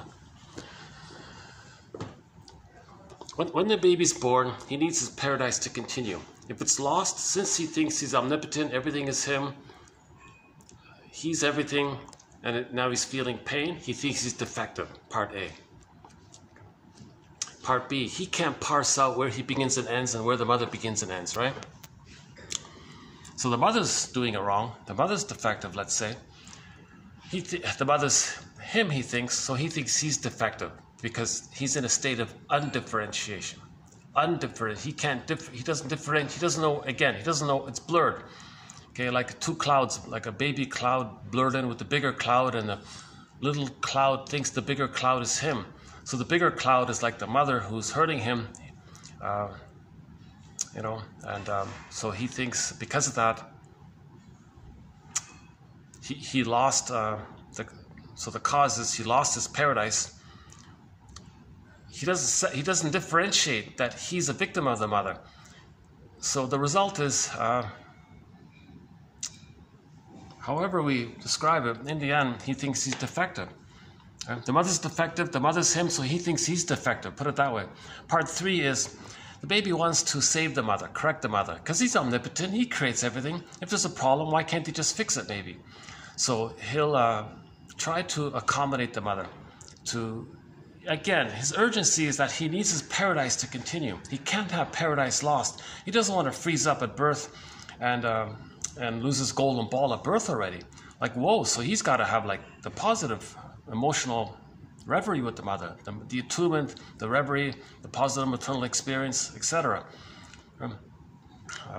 So he'll see if he can save the mother, maybe. So he'll accommodate, enter the self-help. There's a title of a self-help book called "Do I Have to Give Up Me to Be Loved by You?" So that sort of describes it. So the baby thinks, okay, well, if I freeze up and don't have needs, maybe that'll please the mother because she couldn't accept my feelings and needs. So he thinks he's trying to accommodate the mother, to please her, because she's uncomfortable, so he's going to protect her. Morton Keeson says he's protecting her in that sense because she can't handle his feelings and needs. It's bothering her, so let's protect her and save her, so he squelches himself. So he does that at 10, He freezes up with the fantasy maybe the mother will change her ways, he'll get his golden ball back. Okay, it doesn't work. So part C, he can't do it. No baby can heal a traumatized mother. No baby can make a dysfunctional mother, make her be a loving, attuned mother. So he tried, it didn't work. So you add those three parts up, he concludes he's defective. Remember, mother must be seen as good, right? The hallucination, so that's mother's okay. Mother must be seen as okay to feed safely. So the mindset in the beginning is, I'm not okay, you're okay. Okay, added on to this, insult to injury, when he does the act of making up that the mother is all good, that act of doing that sort of has a flipping correspondence where he thinks he did something wrong. So that's related to guilt. So the baby feels like an unconscious criminal, guilt to the mother. The baby's guilty to the mother? The baby takes it all on him. He thinks everything is him. He creates everything. He's in pain. He's defective. He's got to make up the mother's good. Oh, he's guilty now. So now he's got unconscious guilt layered on top of the underlying unconscious shame. So shame for identity and then guilt for the doing. So shame for the being, the guilt for the doing. So he thinks now he did something wrong. So this mechanism, Fairbairn's phrasing for this is the moral defense. The baby's going to be like this little judge, like make this moral decision. Okay, mother's good, I'm no good. And he slams the gavel kind of thing. That's ridiculous. The baby isn't defective. The baby didn't do anything wrong. But he makes all these beliefs up. Okay, because he's got to see the mother's okay. He thinks he creates everything. It's all about him, etc. So all babies are going to begin with the mindset of, I'm not okay, you're okay. Now, as mentioned before, if it's strained again and again, day after day, strained, it accumulates. It's misattuned, malattuned, bottle schedule. Baby wants emotional feeding. Mother says, oh, here's some food. Baby rejects it. Mother gets angry. She puts honey on the rubber nipple. Very shaming. Because what the mother did was, she tricked the baby's mammalian brain into thinking that the baby's super safe now with all this concentrated food sugar. That tricks the brain to thinking that the person is safe physically, so they get serotonin, so the baby soothes that way. He's not soothed by the memory of the love. So the baby's very shamed by this. So again, my disclaimer, I'm not a nutritionist, I'm not a doctor and all this. So barring emergencies and special exceptions, the baby expects to nurse, makes common sense. Baby expects to nurse, right? If the bottle's being used, that'll shame him. That'll break the reverie. Because the reverie takes place with the nerve lines. Something about the nerve lines in the breast line up with the nerve lines in the child. That creates like a cable of communication between the baby and the mother, so the baby can pick up the signals and respond appropriately, kind of thing, right? So that's another area there. Klaus and Kennel emphasized that at the moment of birth, the mother produces lots of hormones to help the baby latch and suckle and have that continuity, and let the music play on. So if the baby's removed, that can break it because the hormones are dissipating, baby's return. Mother might reject the baby because she's grieving, she's feeling sad because the hormone issue, so she rejects the baby, although she may consciously try to accept the baby. In the body area, the baby's being rejected, so that'll do it. Now the baby feels shamed by this. And we talked a lot about, just for insurance, why not just leave the cord? Still pulsating, belongs to the child. Placenta belongs to the baby. So the beautiful image of the lotus flower. You got the flower, stem, and the pod. Okay, it's called a lotus birth. So imagine that, how it should be for the baby. A natural, beautiful, okay, you got the baby, cord, and the placenta. So leave it like that. And then, so people complain, looks messy. Okay, big deal. Put a bed sheet over the cord. Placenta comes out a day or two later, they said. Okay, big deal. Put it in a bowl. You can sit on the bed beside the mother. You can put a lid over the bowl, but allow the cord to flow there. Give the child all the support he can get, because usually there is some stress during the birth. So give him all his comfort and safety. Ease the transition from the water world to the land world. And again, the cord is still pulsating. You're going to remove the cord. You're going to remove the placenta, his connection to everything. He feels... they say in dreams, this can be like if people are the vertigo, the falling, or the people have dreams of falling. Something can come from that. When the babies disconnect from the mother, they say in the nightmares, it can be like the falling dreams.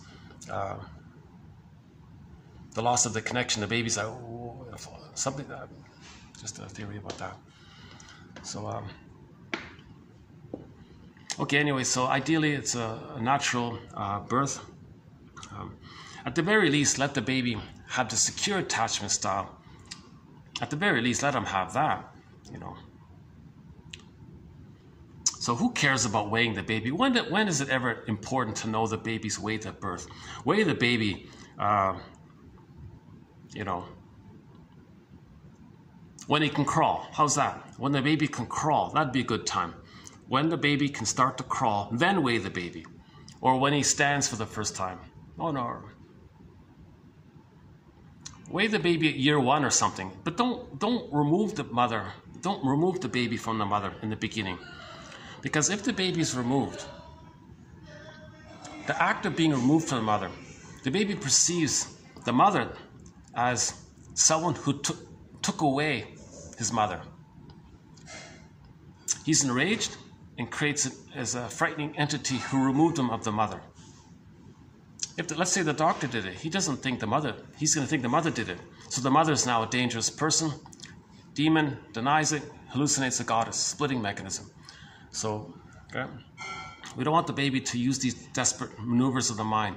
If the mother's good enough, he may still do it temporarily, very briefly. That's okay, because it'll get sorted out and it'll all become existential hearsay.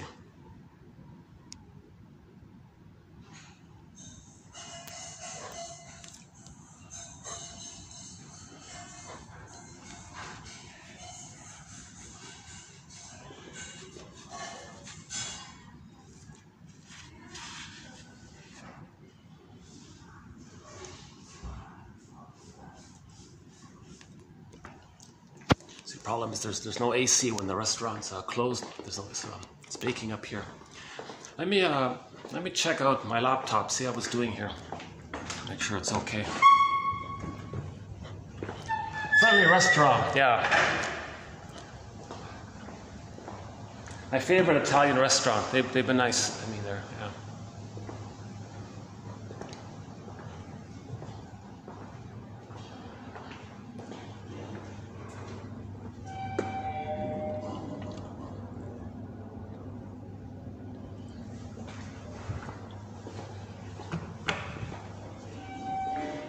Okay. How are we doing with time here? Yeah, okay. Let's finish the introduction and we'll get into today's quotes. I'm not sure if we'll do the 40 points or not. Oh, hold on a second.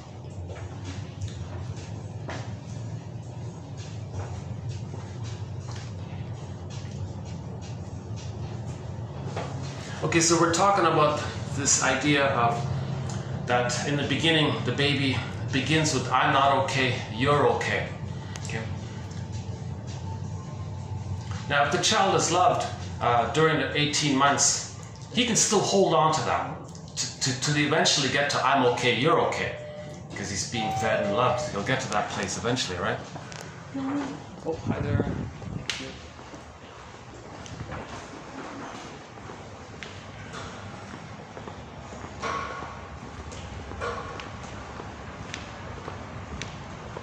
AC's on here. Okay, good.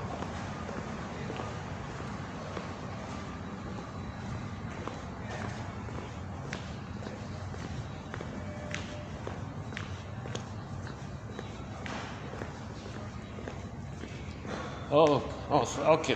They're gone. Okay, good. That was a very noisy party right there. Yikes.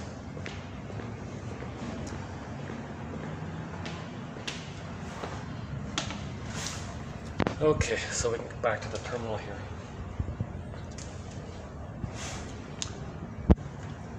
You know, hold on a second. Let me get a cushion here. Now that I'm nice and dry, I can...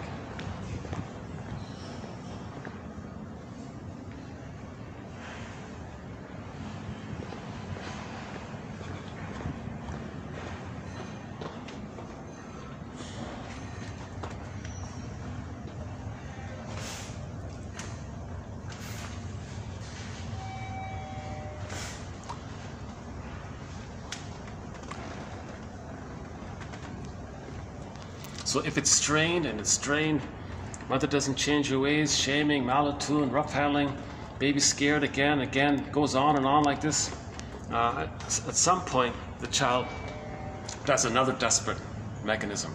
He's going to project his soul, his I'm not okayness, his soul. So the self concept has two parts, the true self part and the grandiose part self. So the grandiose part self only dissipates when the baby's loved. If he's not loved, he's going to take refuge in that. He's going to cling to that. So it splits, right? So the true self is shamed and all this. Okay, he's going to project it. Okay, because the brain's going to send him more stress hormones. So he's going to say, no, mammalian part of the brain, I don't have a soul, wounded soul. Others are no good and defective, and they have wounded souls, not me. So he does a very desperate thing where he projects his soul outwardly like that. And then he's going to say, others are not okay. He identifies the shaming mother who did that, and he's going to become the shaming mother. That fuels his grandiosity, the grandiose part self. The two of them, that's called the false self. So they're the stinger personality patterns, because when they replay what happened to them, they're going to shame others, control others, damage others, hate others, and all this to replay how the mother did those things to them. Okay, those are the stinger personality patterns, and I won't sort of go through the different ones at this time. Let's say the baby is loved enough at 18 months. He didn't quite cross over like that. He can still hold on to his I'm not okayness. If he can still hold on to his I'm not okayness, it's painful. He's holding on to his soul. He's holding on to his human feelings. You see, in the stinger ones, they give up on the human realm, so to speak. The more human side of being human, the feelings, the feminine side, the feminine principle, like flowers, anything to do with tenderness, affection, relationship and empathy, the whole quote-unquote human side of being human, even doing something true that's from the true self. These kinds of things, they reject all. They hate all that. That's called toxic masculinity. Again, that phrase, the toxic masculinity, is for men and women. It comes from the wounded feminine. So the distorted masculine is from the wounded feminine. Okay. If the feminine is healed, then the doing is healed. But if the feminine is damaged, then the doing is distorted or toxic and all that, right?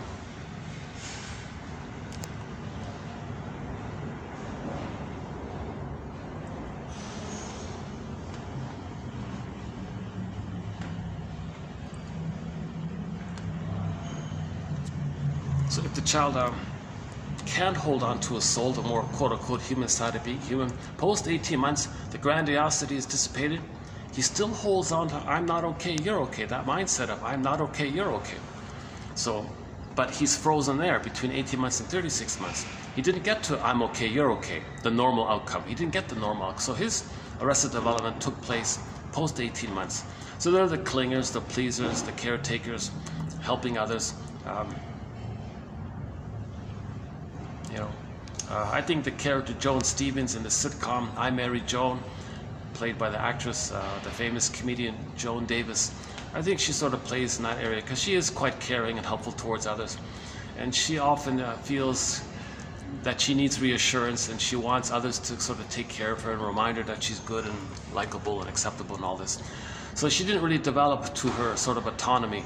And there was even one episode where she tried to go back to school, but it triggered too much in her. And it got all sabotaged. It was sort of a sad episode, that one there. Yeah, the saddest episode, I just watched season 3, episode 2. That's the saddest episode, where she was trying to go back to school, in her late 30s or something, and like it was too late kind of thing. And then she's being reminded of her fear of learning, of her fear of self-activation, of her fear of being a little more assertive and independent, because it would mean that she's okay. So she just re-evoked the I'm not okay, you're okay, so she sabotaged it all. It's an interesting episode. But she's the more caring one. She is feeling, she has empathy, she does love others, but she's childlike at the same time. You see. Now, an example of the stinger might be her neighbor, season 3, episode 1. She had a new neighbor there with an extreme, idealized, devalued, very vindictive woman. So she's very strong, very clear example of either or thinking, all or nothing thinking. 1 minute she's the greatest neighbor in the world, next second later it's the opposite kind of attitude.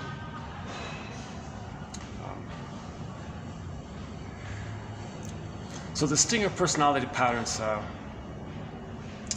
they rely on splitting very much. So in the stinger, the main emotions for the stinger personality patterns are, because they didn't get loved, the main emotions are going to be, so joy and sadness is zooped away. What's left? Fear and anger. So the main emotions are going to be hate, greed, envy, greed, spite, vindictiveness, schadenfreude, ingratitude. Now, because they can't mourn losses, they're going to deny loss, preserve their grandiosity, use sour grapes, the contempt sour, didn't need you anyways. They'll deny the loss, because the psychic structure needed to accept loss is differentiation. If splitting is still going on, they don't differentiate. The child differentiates when he's loved by a human mother. If he's dealing with goddess and demon imagery, he can't differentiate. He can't have a self-concept. So he's still blurred with the shaming mother, and then it's blurred with the rejecting mother, the ideal mother, the goddess mother, the demon mother and the goddess mother. He's still one with them, and it's just split and flipped. So he's still merged there. He didn't differentiate. He can only differentiate from an interaction with the loved mother. Okay, this is for some kind of a, not sure, missed that one. Promo of some kind. Okay, so the psychic structure needed to be able to mourn losses is differentiation, because if differentiation takes place, that means he felt safe enough with the mother to have a self-concept. Okay. And then joy and sadness is there, right? So, but if that doesn't take place, and if the stinger later on, or a stinger with the personality pattern later on experiences a loss, they'll deny it, pretend like nothing happened. But there is a loss. They'll deny it, preserve the grandiosity, say it didn't matter, they're important, others wasn't important, didn't need them, because they have this godlike imagery that they're so self-sufficient, superior, above it all. It's just the fantasy that the baby had. He was a little god, so he's clinging to that. So he'll deny the loss, use contempt and sour grapes to deny the loss, diminish the loss. Someone called that fiery victory. Okay, in his narcissism, search for glory. But he did experience a loss. So the reality is, all of the feelings that we do have when there's a loss in reality, it's complicated grief. He can't let sadness at the console, because sadness is frozen in the other world, or lost in the other world. So sadness isn't available, so he can't mourn the loss. So now he does feel those things. Hence it's called complicated grief, aggravated grief, the derailment of the grief process. It can lead to pathological nostalgia, melancholia. So the melancholia is that the feelings that he's trying to have, that he can't know that he's having, is directed at himself. Because the other, if you put a dash between the M and the O in the word mother, okay, the other is the template is the mother. The emotions are intrapsychic. They're with you. You look at the template with the feelings. So the other is the mother, but the mother's them. So the feelings they have towards the other, the mother, it's directed at themselves, because they can't differentiate who's who and where's where and all this. So now they're angry, sad, upset, scared at themselves, because it's towards the mother. So they're enraged at the loss, they're enraged at themselves. It's melancholia. They got to mask it over with manic defenses: greed, envy, spite, vindictiveness, schadenfreude, controlling. Whether or not there's hypomanic behavior, type A, that's okay. OCD can be very strong there, because if they will control every little thing in their life in a sort of an aggressive way, that means there's no sense of any kind of disappointment or loss, because that would trigger loss and they can't feel it. Hence the OCD, or being very controlling, to not be triggered of loss, because they're going to go through life being reminded of the loss. When there's loss, people are reminded of the loss. Always something there to remind me, one song says. So they're going to be reminded of it. Okay. So that's why they want to be controlling. They're going to become a bitter curmudgeon. They want to control things when they can't. They're irritable, because the anger is the reaction. That joy and sadness isn't available to them. Anger is the response when they lost their soul. So as they get older, they're reminded of the loss. They could become a curmudgeon. People say they're on eggshells around them. Okay, they're stingy, bitter, miserly, grumpy, and all this, right? because they're always reminded of loss. Every little thing reminds them of loss. So they're always trying to control everything. They're getting older, it's harder to do. People are fed up. So they become curmudgeons late in life. Why? Because they never went on a second journey in midlife to reflect on their behavior, to reflect on their attitudes, to reflect on their either-or thinking, which is prejudice. Okay, so a lot of clues. If a person has either-or thinking, all or nothing thinking, perfect or forget it thinking, now or never thinking, idealized, useful, or who cares about these kinds of either-or mentalities, that's the splitting mechanism. That's a mirror to know that there's trauma. Okay, prejudice. If they say, well, people on this side of the lake are all good, people on that side of the lake are all bad. Just this arbitrary kind of we, they, either or. Okay, now in the stinger personality, they're barbaric. I don't know if that's the right word for it. There's got to be a better term for this. I don't know what the right term for this is. But remember when the baby had oral greed and he was enraged, he identified with the aggressor. So his thinking, his philosophy in life will be from this: eat or be eaten. My greed or your greed, me or you. He'll have this kind of barbaric, traumatized amygdala perspective in the survival area of the damaged stem of the brain, the spine of the stem of the, not the stem, the amygdala, the old brain part. It's damaged, so it's like the lizard, eat or be eaten. So it has that kind of reactive, impulsive kind of thing. So I don't know what the right term for this in the human case is, because in the animal kingdom it's just need. They don't do it for psychology and greed and gobble. Still have this fantasy that they got to repeat. And a repetition compulsion of this constant fantasy of still getting the love that you needed. So they're going to be this insatiable, timeless mourning. So it's insatiable, it's infinite greed and infinite envy, infinite. It doesn't, right? Because the baby's in a state of timelessness and all this. That's why, hence, it's infinite. So animals don't even have that area, right? So, so the philosophy of this, my greed or your greed, it's eat or be eaten. So that's a clue that there's trauma. That's a clue that they weren't fed properly. They weren't nursed properly. So they were enraged, and they created an image of the mother as a hungry wolf that wants to eat him. So he becomes the hungry wolf that wants to eat others, or he's going to be eaten by the hungry, because he sees the world through his spectacles, the temporal spatial spectacles. Immanuel Kant says. Okay, we see the world through the lens, the template. We create templates, mental templates, psychological imprints, stencils, schemas, working models, architecture. It's like a lens, and we see the world through that lens. We distort the present to fit the lens. So their lens is, mother's a monster that wants to eat them.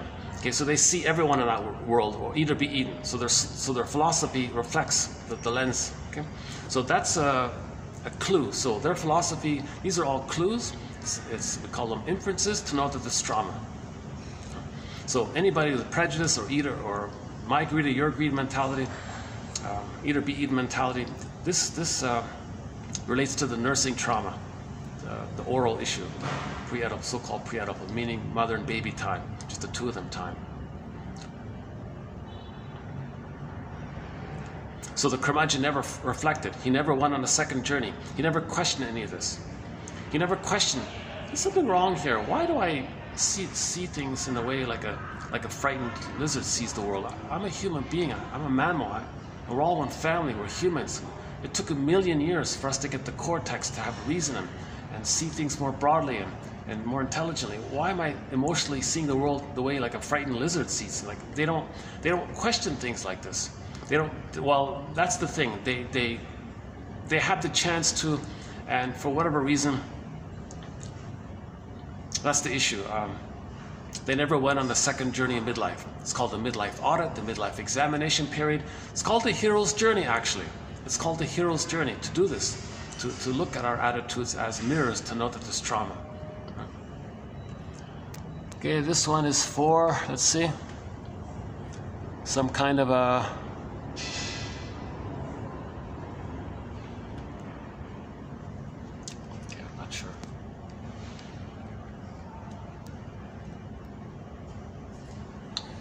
what do you know? Hey, is that new or was that always there? I just noticed that there's another hotel down that road. Aha! After this video, I'm going to check out this other hotel, see if there are any menus here. They're very polite to let me use this spot here, but I don't want to take advantage of it. you know.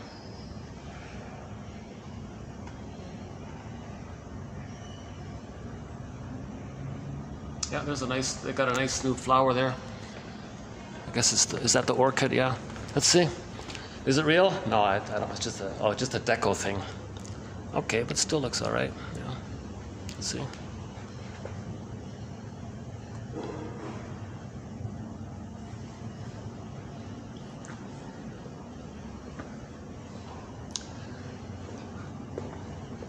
Yeah, they have a smoker section here, but it's awfully hot. It's still in the 40s, you know. Oh, yeah. It's hot out here. Yeah.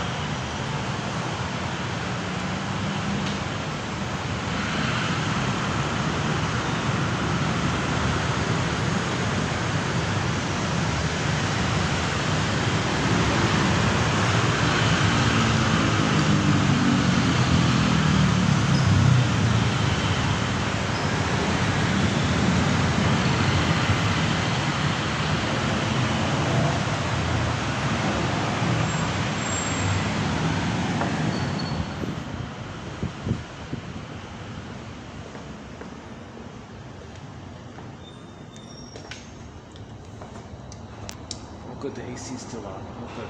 Okay.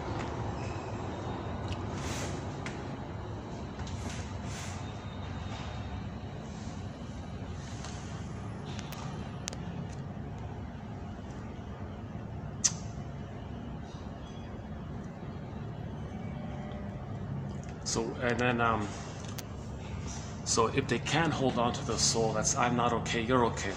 So they're more childlike. They're still in the human realm, but they're showing their vulnerability. They're showing their pain. Now the stingers hate all that. They don't want to be reminded of that, so they hate it. That's the toxic masculinity and all the things they say around it. Okay, so they don't want to be reminded of how they once had that. So they hate it. They don't want to see it because the mother hated it, and they've identified with the hating mother who didn't want to see it in them, so they don't want to see it in others. So they're very intolerant and lack of empathy for others. Now again, empathy is a developmental accomplishment. Empathy is post 18 months. Sorry, it begins to enter into the psychological picture when they differentiate, as they start to differentiate, beginning of 4 to 5 months. But the stinger personality patterns didn't differentiate. Now the narcissistic pattern, it's going to be there as well. They didn't differentiate. So empathy is like an outgrowth of having been loved. It's like a result of having been loved. The stinger personality patterns weren't emotionally loved. Again, the greatest hurt of all, mother failed. Okay, so now you got to forgive her to compensate, right? And we forgive her through the understanding. The quotes lead to empathetic understandings. That leads to forgiveness to the understanding. That's empathy, forgiveness, understanding. So that's all related. And that kind of, these are synonyms for love. And then through the forgiveness and understanding and recognition, and things make sense. Okay, now we can start to have a self-concept, and still no longer need to feel the need to save the mother, protect the mother, cure the mother, by shaming others, to replay how the mother shamed them, thinking that that's somehow that we're going to get mother's love by doing this. It's ridiculous. So once we reflect on this, we make better choices. Then things start to make sense, and feelings start to come back into ourselves. Then we more and more enjoy the present as in a process. I don't know about this spontaneous healing thing. I don't know if it's really like that. It's just more gradual. Maybe there are little moments where there's like a sudden improvement, right? Maybe that's what they do. Okay, it's 2:58 here. Maybe I'll dig up the quotes here. Hold on a sec.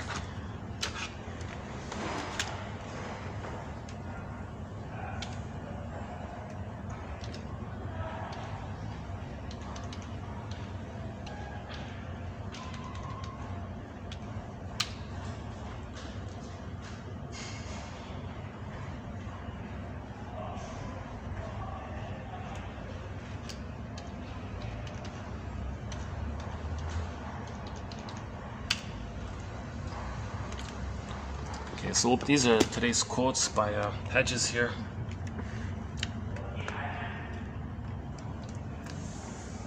I'm not a fan of this author per se. I saw a little bit on YouTube. I wouldn't personally want to do the therapy with this one here, this guy here. But let's give him some credit. He wrote 19 books on the therapy process in a clear way. He wrote 19 books. Let's give this guy some credit here.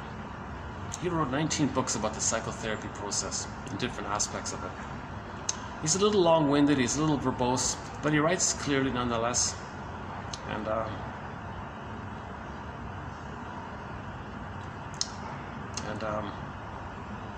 so this is from one of his books here about the schizoid pattern. So the schizoid phenomena just means the person's afraid of connection.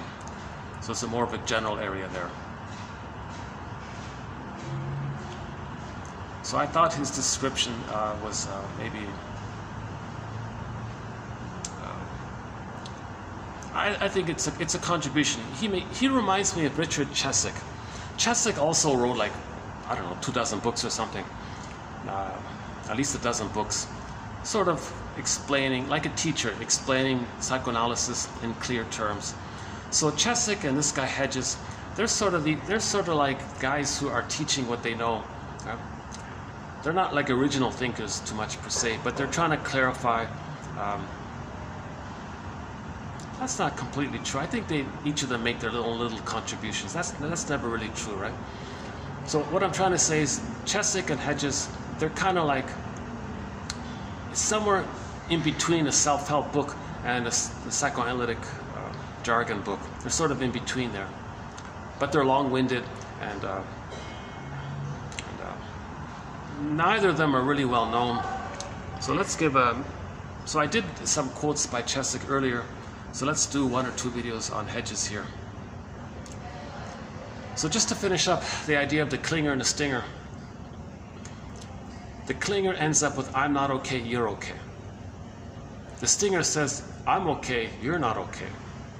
If they get married, that's a collusion. It fits, right? Because the stinger says I'm okay, you're not okay. They want to shame others, damage others, control others, to replay how the mother did those things to them. The clinger steps in and says, well, okay, you can do that because I'm not okay and you're okay. So the clinger distorts, misperceives the stinger from their template of I'm not okay, you're okay. So they're going to say to the stinger, you're okay. They say, well, of course I knew that, you know. So the clingers use a thing called sweet lemons. They'll distort the sourness and pain of the stinger and say they're sweet because they're operating from the template of I'm not okay, you're okay. Now the stinger's thrilled at this arrangement because they want to do unto others what the mother did to them. So now they have a safe clinger, okay, a safe wounded child kind of thing. Now they want to shame them and hurt them to replay how the mother did that to them. The stingers are married to mom. They don't care about the clinger. They're just using the clinger to represent their lost innocence, shaming the clinger to replay how the mother shamed them. Hence, they're being loyal to the shaming mother because they become her, and they're thinking at the same time, every time they shame the partner, that somehow magically, by replaying what the mother did to them, that somehow magically they can change what originally happened in the nursery. It's ridiculous. Shaming the partner is not going to heal what happened to them in the nursery. But this repetition compulsion is a mirror for them to know what happened in the nursery. Now the clingers, meanwhile, are trying to save the stinger, help them. Meanwhile, the clinger hopes the stinger can be a good parent for them. It's ridiculous. Because the stingers have this grandiosity, they have this sort of pseudo autonomy and all this. The stinger says, well, that's kind of strength. Maybe that can be like a caring parent. Oh no. Thinking you're an enraged infantile god, that's not being a caring human parent. So the clinger wakes up finally, usually 6 to 7 years on average, they say. They finally leave and write a self-help book called Codependent No More. Stingers don't care, so they didn't need you anyways. They'll find another one. Sucker's born every minute, they'll say, and so they'll deny it, right? Or they'll do some fake apology to hook them back in because they like having someone to either shame, control, or damage. So the Iago pattern of the stinger, they hate goodness, so they want to see the goodness in the clinger damaged. That's their glee, the attachment to the shaming mother. The bully pattern, they just want the response because that's the fantasy the mother acknowledged them. And then the narcissistic pattern, they just want the spite and the cynicism to reflect the pain of their interaction with the mother all the time. The clinger is not looking for that. They don't want this painful experience. And it takes 6 to 7 years for the clinger to realize, oh my God, this whole time I've been so caring and human with them, and they've just been hating me and shaming me the whole time, and I've denied and made excuses for it. And they thought they could heal the stinger, make the stinger be a good parent, because again, they're still trying to save the mother. So the stinger is seen as the shaming mother. They want to make the shaming stinger painful partner, i.e. shaming mother, make the partner mother be a good parent. It's not going to work. No matter how much they try, it's not going to work, right? So we have a thread on the stinger and the clinger personality patterns. So those relationships usually at best become very devitalized. Usually they rust out or become like sour milk. Now a clinger is in a difficult situation because a clinger could marry another clinger, but they're both childlike, so they're going to compete with each other. You be the good parent that I needed in the nursery. No, you be the good parent that I needed in the nursery. So they might quarrel a lot that way. But if they can be conscious and make I statements, then the marriage will become a healing psychological path. If they make I statements, TQ 2360, Susan Campbell, plus the work of Rosenberg on the link between feelings and needs, they can make I statements. So I think the Susan Campbell one is a good place to start. She calls her I statement the unilateral repair statement. So 2360 for an introduction to that one there.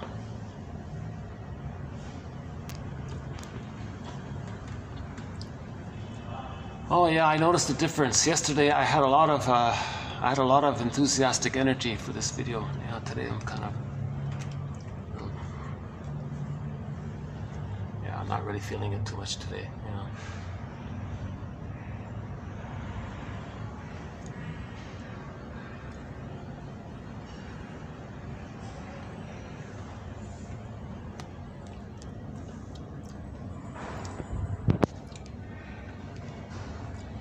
Okay, his main. Okay, let's do today 25. So now we'll do 2541.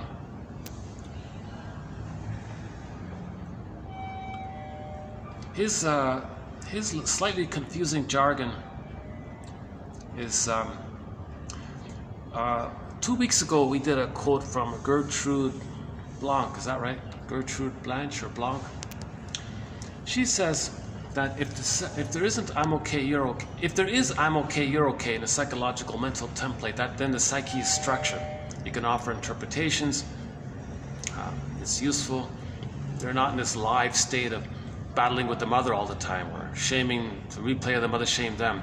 Because if they're doing these things, then the psyche is considered underdeveloped, understructured, she said, or even unstructured.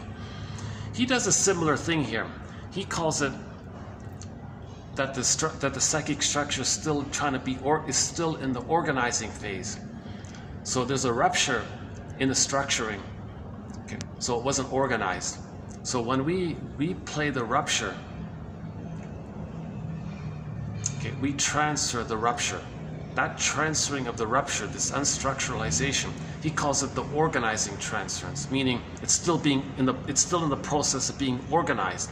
Okay, so organizing transference in therapy constitute a living memory of a person's earliest relatedness and failures. The rupture of the organizing experience is repeated in the transference. So I think he did say one helpful thing. He clarifies this idea that the ego, or conscious ego, it's split.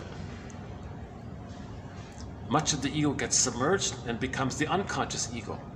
The unconscious ego. So the unconscious has a mind of its own. Look at the painting called Stepping Out by Roy Lichtenstein. Okay. His unconscious was on the left side of that painting, and it had this big eye there. That's like the unconscious has this consciousness there. Some people call it a superego. Let's just say the unconscious has a mind of its own. The unconscious, let's say. So there's the conscious. the conscious ego, the unconscious ego. So when the conscious ego is going through life, wanting to feel and be real, the unconscious ego is right there. And when it's reminded of what originally happened, it'll frighten the person. Now they're feeling the old fear of what happened originally. So that's the unconscious ego doing this. So in the transference, we're trying to heal, but when we get to the point of the trauma, this must be the place we're going to like freeze up and be afraid and sabotage negative therapeutic reaction, and we're going to be afraid to heal because we're reminded of the pain, so we want to face that pain. So when we repeat, we're going to be reminded of the pain. Again, we repeat and search for feelings. Okay? We repeat because we lost our feelings. So when we repeat, we're going to get some of those feelings. So that's the idea where when we get some of those feelings, this must be the place. And then you think about Greenberg's quote. We have trouble living in the present. You have trouble living in the present, so you're dwelling in the past because you never really lived it. You never really felt it. You couldn't feel it. Now it's coming up. Okay, so now you treat your own wounded feelings the way any parent would treat their frightened child. Okay, so now it's parenting, meditation, mindfulness. There you are. This is what I tried to feel. I see now I'm feeling it. Okay, welcome to my old feelings coming up. Feelings are coming back into the body. And it's a practice. It's a mindfulness practice to kind of have this self-acceptance. There's what I tried to feel. This is what I tried to feel back then. Now it's coming up. That kind of thing. So if we just bear him a little credit, give him a little leeway there with his confusing term here called organizing transference. Another slightly confusing term he uses here is that when the baby's traumatized by the mother, he creates the image of the mother, of the rejecting mother, the monster that wants to eat him mother. He calls that mother the psychotic mother. Means the mother was unreal. There was no real mother, so there was a psychotic mother. And that's like a pocket in his memory. Now this pocket in the memory, this psychotic pocket in the memory, when that comes up, we can call that the self-saboteur, because it's going to sabotage a person's chance at happiness, because we're being reminded of the original pain. So that original pain is, he calls it something about the psychotic transference pocket. We'll get, it's coming up here somewhere. Oh yeah, psychotic transference structure. Yeah, it's coming here somewhere. So those two little phrases are a little awkward, but I find that a little helpful. I think it's okay. So let's begin here. So the first two parts are just sort of general, just sort of sets up sort of the general picture, and then we get into his theory here, or his way of describing the situation. Okay. When a child is reaching out or extending in some way to form a channel or path or connection to the mother, the interpersonal channeling or connection is facilitated if that extension is reinforced in a timely, satisfactory manner. Winnicott's formulation is that the infant needs to maintain a sense of going on being. The baby needs to maintain a sense of going on being. The baby has his beingness. He has his I feel, therefore I amness, his beingness. He's going on being. When he nurses the mother, he needs that going on beingness to continue. Right? Okay. buymeacoffee.com/psychoanalysis. 1001 Windmills of the Mind. 10,000 quotes to help one be their own story doctor.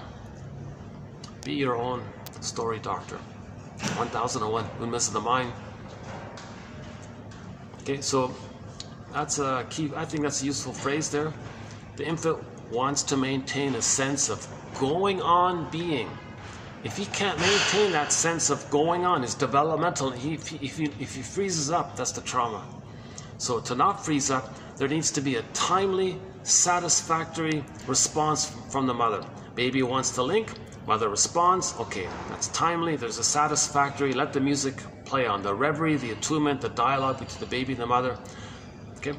If that's broken, then his sense of going on being is frozen. Turns to stone, petrified, etc. In order for the child to form adequate channels to sources of environmental nurturance. Okay, so the baby's first environment is the breast mother. Right?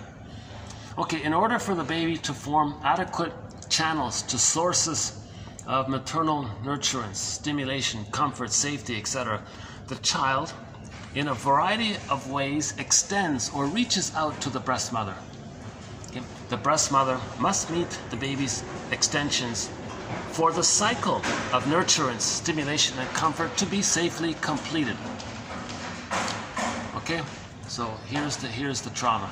Unfortunately, in both in utero, in the womb, and postnatal or extrauterine experiences, there are many times when these channels of potential stimulation and growth cannot be completed or are actively disrupted by the mother. Okay? If the disruptions are too long or too intense, we have what Winnicott has called impingements on the nascent psyche. Impingements, the engulfments. Okay? So the mother invaded the child's soul and psyche. She exploited impingements, right? At that point, the child reacts from an instinct to survive. When the child is thus forced to react, the way that the child reacts will form the later foundation of that child's mind. Okay, so he's laying down templates. The child is recording all this. He's creating deep memories, psychological templates, schemas, right? Subsequent mental life is bound in various ways to be fearful, angry, and paranoid because the child was early on forced to react to realistic intrusion or trauma. Frustration, anger, dread, and fear are appropriate responses to impingement. An anticipatory sense is laid down in the psyche that says, a danger is going to come from the outside and hurt me or intrude or deprive me in some way. That's the memory, right? That's the frozen memory. That sense caused by early impingements then constitutes the primary mental formation and will appear as a persecutory pattern in the organizing transference. And all other mental structures of that person will be built upon that initial thought paradigm and influenced by it. Right? So in other words, that traumatic script will use the PhDs for the trauma. Okay. So the puppet master is going to co-opt the PhDs for the puppet master's agenda. So the puppet master's agenda is they're still replaying the repetition compulsion of the trauma with the mother. So the 10 PhDs are just in service of that. So it doesn't really do anything. Unless the PhDs are, help the person to reflect on all this. But most PhDs are not in that area, right? Okay. So I think that's not too bad, right? Okay. Organizing transferences in psychotherapy constitute a living memory of a person's earliest relatedness and experiences and failures. The rupture of the organizing experience is repeated in the transference. After the replicating transference comes alive in the therapy relating in the present, the interpretive work typically takes the form of trying to demonstrate how, quote, at times you experience me as your mother. At other times you treat me as you were once treated. You're treating me the way your mother once treated you. when you were 2, you couldn't speak up for yourself. You didn't know how to make effective protest. But I can speak up for myself, and I'm having trouble interacting in this way that you seem to be asking of me. Yeah, so when we repeat this trauma, this reenactment, it's all pre-verbal. Baby doesn't have vocabulary. So he wants to coax the therapist to use his vocabulary. So this quote just is a good reminder that the baby can't say, "Mother, no, don't shame me. I need a positive relationship with you. I want you to see me and be attuned with me." The baby doesn't have vocabulary yet, you know. So when they reenact that, the therapist has to put words to it.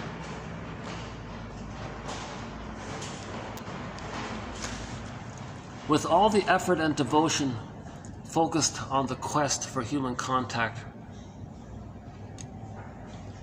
how is it that the person living with organizing issues is so often unable to find or to create ways of establishing the required connections? Okay, so there's a good question about the schizoid pattern. So we're talking about the schizoid pattern. So the schizoid dilemma, Masterson's simile or analogy of it is, imagine you're in the coffee shop with your friend. It sounds ridiculous, but just as a parable of it. Imagine you're in a coffee shop with your friend, and your friend shuffles the chair forward and back the whole time you're there. So when he shuffles the chair back, it's because he thought it was too close, so he went back. He thought he was going to be impinged upon, engulfed by the mother, seen onto the friend. So he pulls the chair back. Now when he pulls the chair back, he feels abandoned by the mother. So he's scared to be abandoned by the mother. So he shuffles the chair forward to the friend.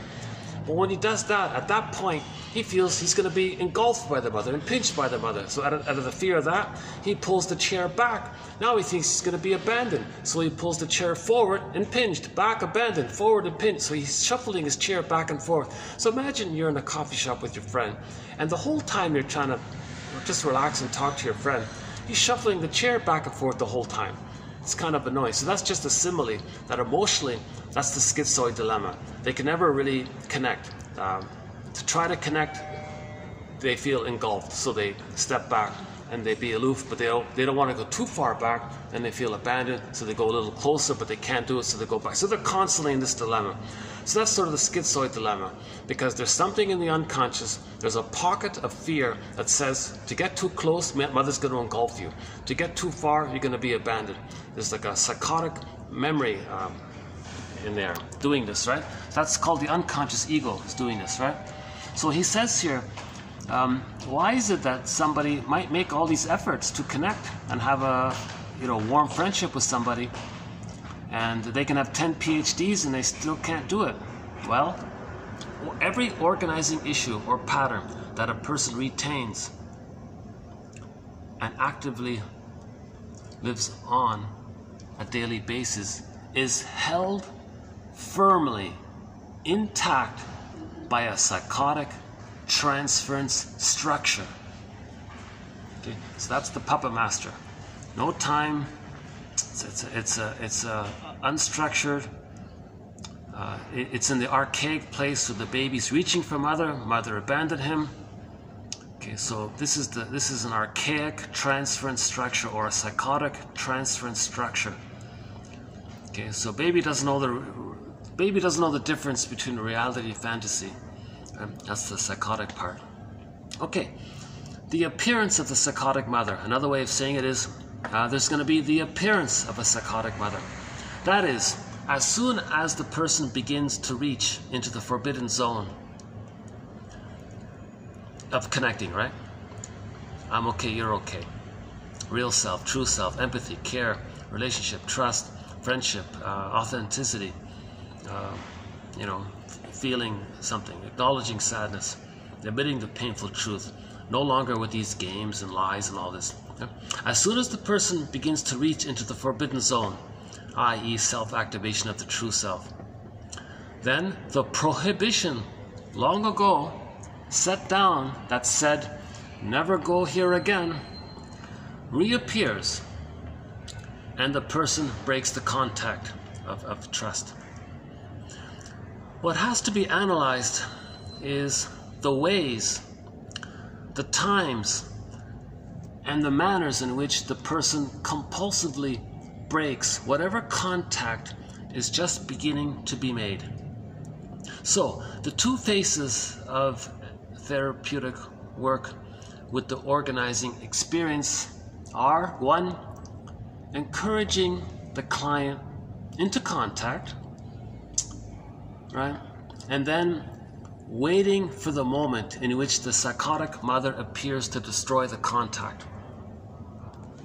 So that's his way of saying it. The baby has a memory of a psychotic mother, okay, who hurt him so deeply.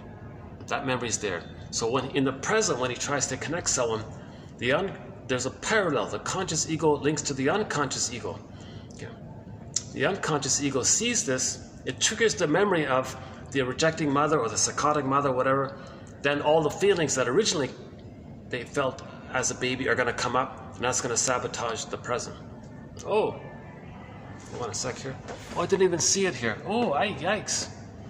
Oh, there seems to be some kind of accident there. Yeah. Yeah, somebody got hit. Yikes, I didn't even see it. Looks like a motorcycle hit somebody there. Oh, it's two. One guy's sitting, and there's another one that's just lying on the ground there. Yeah. Yikes. Ouch. Oh, I missed it.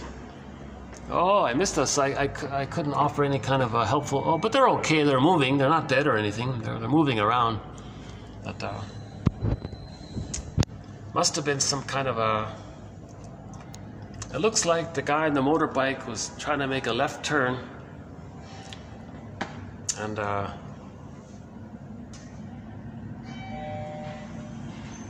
oh, I see. Somebody on a motorbike was trying to make a left turn by the looks of it.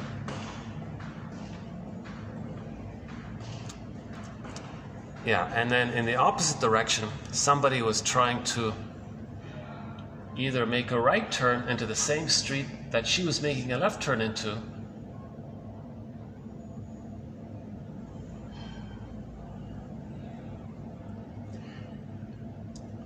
But yeah, it's not a one-way street. Oh, hang on.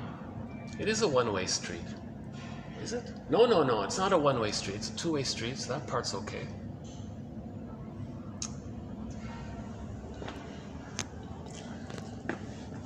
So a little puzzle here, huh?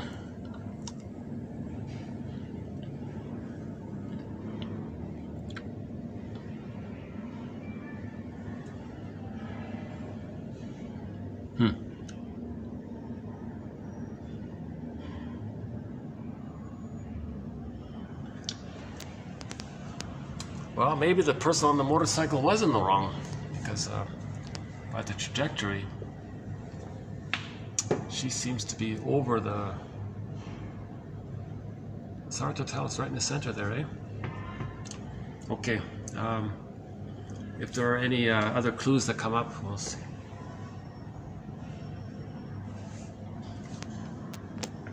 Yeah, he's just... Either he's legitimately kind of hurt or something, or he's there's always this possibility. No, he's fine. He's just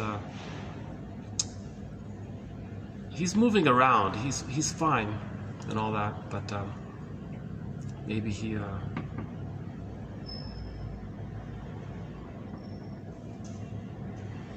exaggerating. I don't know. I totally missed it. I can't comment on it. I have zero comment. Yeah. Poor guy or lady. I can't even see who it is. Tell you the truth, I think that's the first time. That's the first time in my roughly 8 months here in this city that I've sort of seen an accident. Okay, let's finish the quotes here. So Masterson's axiom is very helpful. Masterson says, self-activation triggers abandonment depression, which then leads to defense. So if a person does something real, self-activation, they want to connect, they want to trust, they want to have a safe, trusting relationship with someone, right? That triggers the memory of when the baby wanted to have a safe, trusting relationship with his mother, and the pain and the abandonment, depression that he felt. So the present is going to trigger the past. Then all that pain, they're going to sabotage it and soothe themselves, kind of thing. You know, there's an infinite number of scenarios here. I have no idea, but if sometimes if a person doesn't want something, they may create some kind of thing like this because they didn't want it. Maybe on some, let's pick some imaginary scenario where somebody doesn't want to go to work. Maybe they're tired of the workplace, so they orchestrate. They're careless in their driving, let's say. Okay, so the unconscious. Yeah, we're trying to figure out the unconscious here. Okay, psychotic or organizing experience entails by definition. Psychotic or organizing experience entails by definition a loss or alteration of appreciation of ordinary and consensual reality definitions. When this happens, a negative therapeutic reaction may result, and the therapy may end abruptly and prematurely, often with the therapist being experienced in the same way as the original traumatizing other. For this reason, it has been a matter of routine that when a classical analyst encounters a psychotic pocket, there it is there, a psychotic pocket, memory, like a gap in your memory of pain, and it's a psychotic pocket. Okay? Analysis has been ended in favor of supportive psychotherapy. So if the psychotic pocket is being triggered up, the therapist can't offer interpretations anymore. He's just got to be present and let the person feel safe. That's so-called supportive therapy. So he's got to know when to offer interpretations. But if some deep memories come up, then he's got to be just present and not make any interpretations. It'd be too much. It'd be too. If the person's reliving the psychotic memory, the best thing the therapist can do is just offer a reliable, steady presence and let him have that experience that he's safe. Anything he says will frighten him or trigger him or something. So Masterson mentions this. When he's one of our mentors, James F. Masterson, in his books, he says he does the regular therapy process, but if some very early traumatic memory comes up, and it's a real traumatic memory that comes up, then he backs off and is just present. That's called supportive, right? The establishment of the transference psychosis marks the appearance of somatopsychic memories that have never been represented in the psyche. It cannot fade harmlessly into the past unless something in the present replaces it as a way of being. Yeah, so there's a traumatic, that's like a ghost, right? Haunted by the ghost. We want the ghost to become an ancestor, and it serves us. So in trauma, he doesn't have a representation of it. If we represent it, give it words, then the ghost is laid to rest, and it becomes an ancestor serving us, and we can become in the present. So trauma, sometimes ghosts represent old traumas. Quote, "You have achieved contact with me right now, and when we both feel it, I know that you believe you must flee, break contact, withdraw emotionally, because contact in your history is dreaded. But you are no longer an infant, and we have the ability as an adult, and you have the ability as an adult to stay in contact. You can maintain contact, make I statements, put words to what you're going through. The pain and fear you now feel is left over from your infancy. We can find ways for you to hold on to the connection with me safely here. You do not have to break away. We can experience your traumatic history together. We can share your fear and pain and come to understand its nature. We can grow together. So the therapist knows that what the client is going through is from his there and then. But the client thinks his there and then. Oh, there's the crow, yeah. The crow, one of our companion animals, is the crow. Keeper of psychological knowledge, psychological wisdom, the crow. So the client thinks that his painful past is now. He thinks his there and then is the here and now. He's got to see that the therapist understands that the therapist sees that what he's going through is the there and then. So this helps to face the traumatic history together. That kind of idea.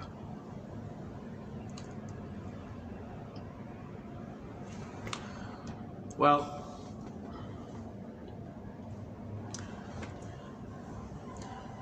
I did a much better job yesterday. I was very excited when I did this video yesterday. I was very excited. I felt like I got something through, to tell you the truth. I couldn't replicate it here.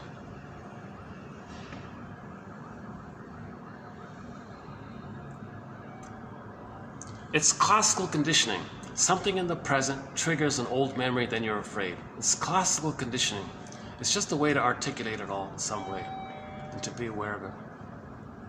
So we have to be aware of our own classical conditioning. And one way to formulate it is that there's a psychotic pocket of memory with a psychotic mother, meaning an experience with the mother where we didn't have a sense that there was a real mother there. So we made up an image of the mother as a devouring wolf that wants to eat, as a devouring monster that wants to eat the baby. That's psychotic, right? Now this psychotic pocket becomes the puppet master. Oops.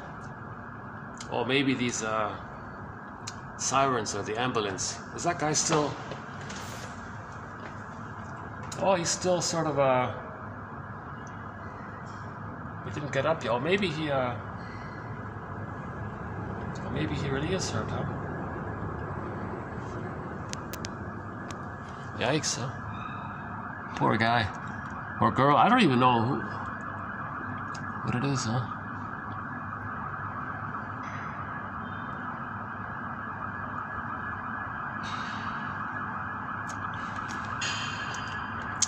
Geez, I feel badly. I was in such a perfect position to see the whole thing and know what happened, but I missed the whole thing.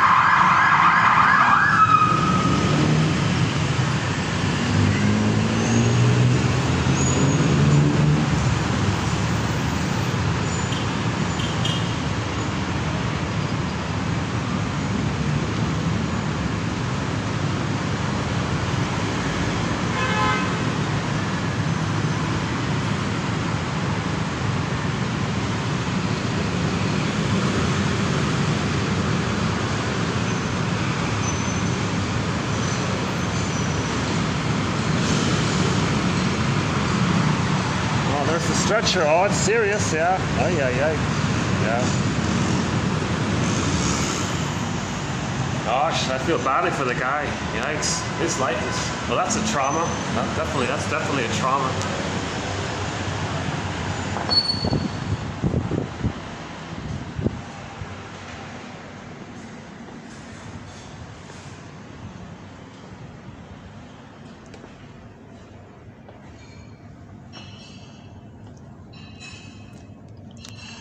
Well, he was moving around when it first happened, but he never stood up. Yeah.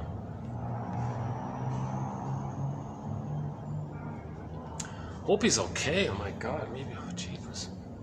Oh, hang on. Okay, now I saw him moving around. He's conscious. He's conscious. I saw his eyes open. He tried to lift his head there, and he bent his knee. Okay, he's alive and conscious. Maybe he just broke a bone or something, maybe. Okay, I think he doesn't seem to be...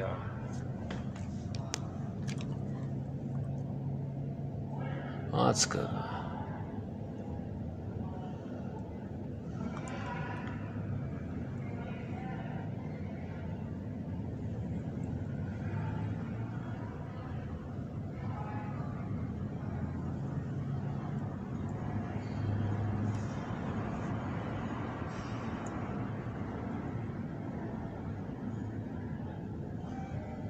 Yeah, okay, he's moving his arms. Yeah, okay.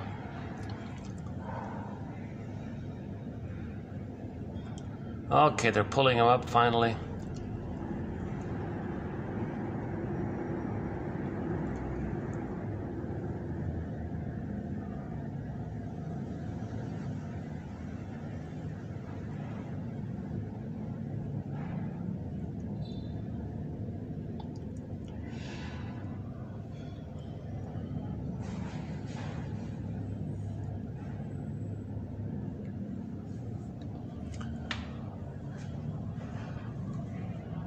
Well, Crow, what do you say?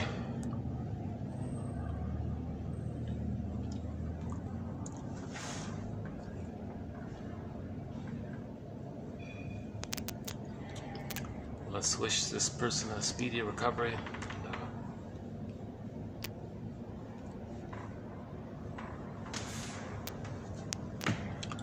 Okay, yeah, he's sitting up, okay.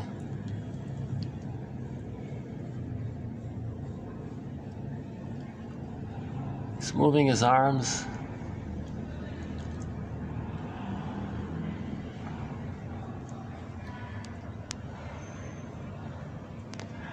Oh, is he standing up finally?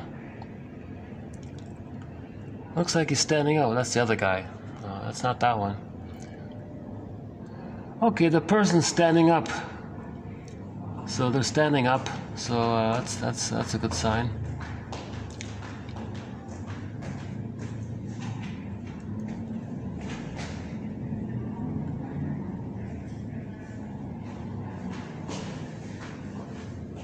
Okay, the victim is a lady. Yeah, she's got long hair. Okay. Okay, so the victim's a woman. Okay, she's speaking and pointing her fingers, and she seems to be angrily speaking to the guy who hit her, it seems.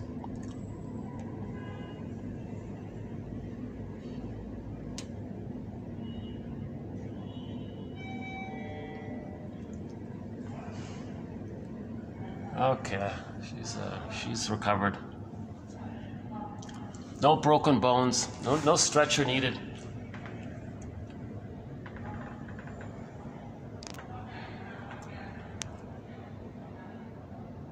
So she's blaming the guy, but he seems to be defending himself, saying it's not my fault.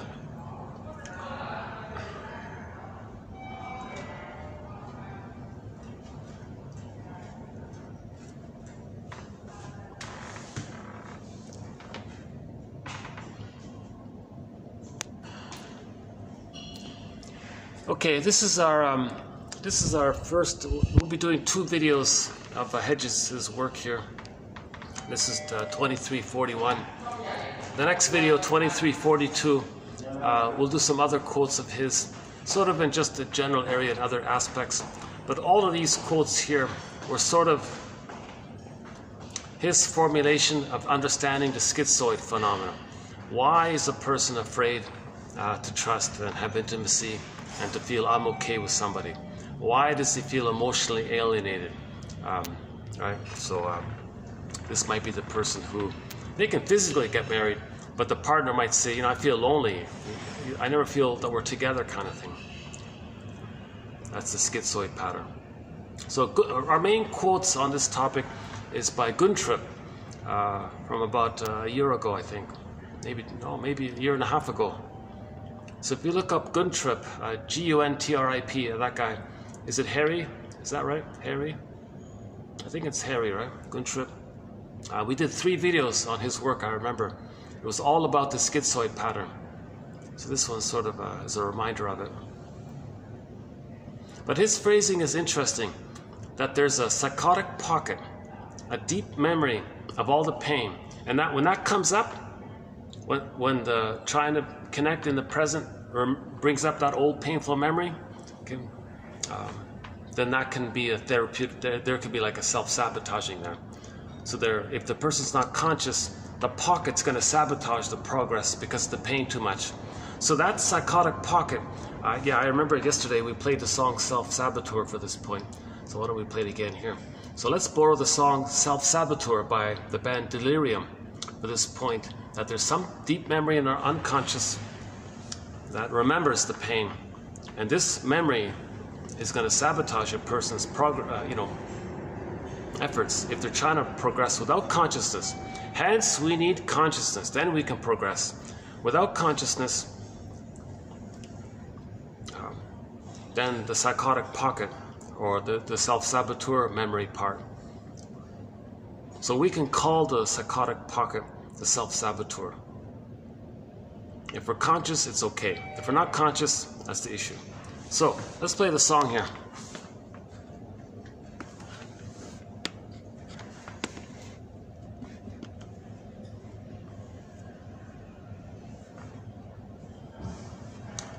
By the band Delirium, Self-Saboteur.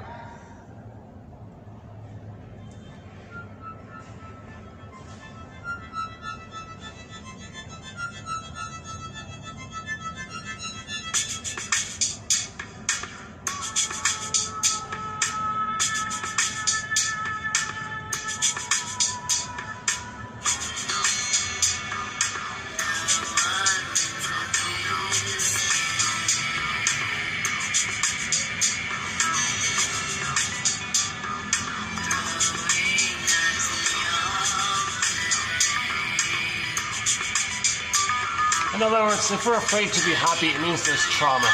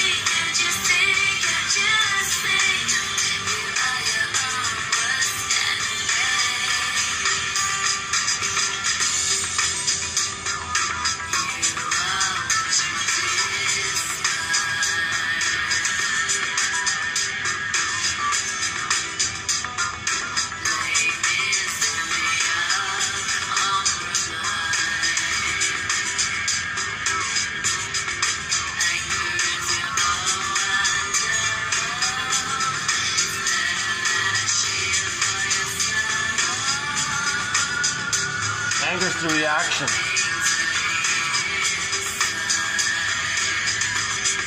When the love isn't there.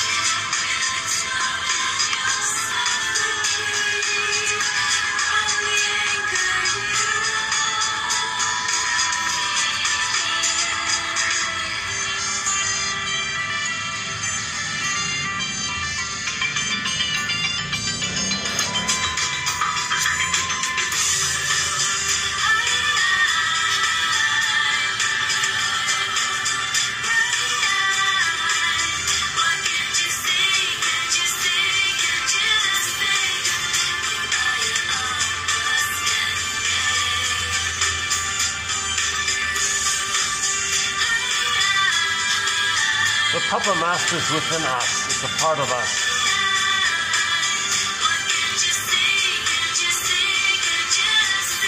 Can't you see that you have traumatic memory?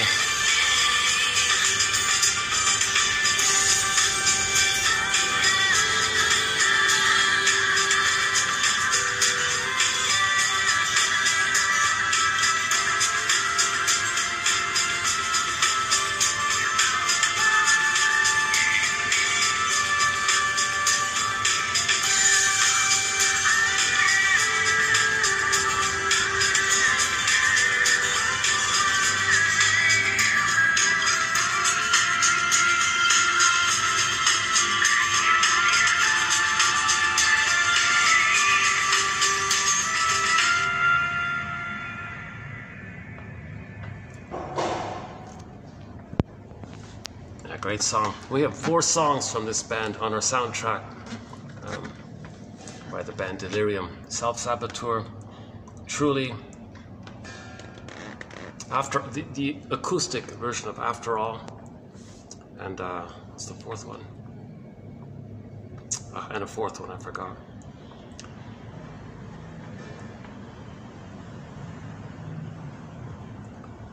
Maybe I'll just end this video here today.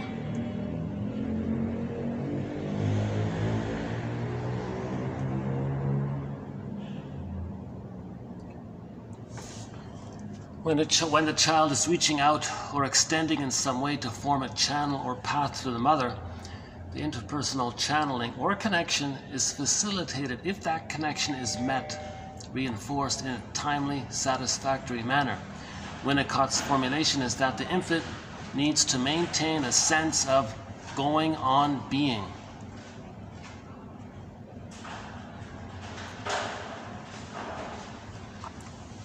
Okay, the rupture is going to be revoked in the transference.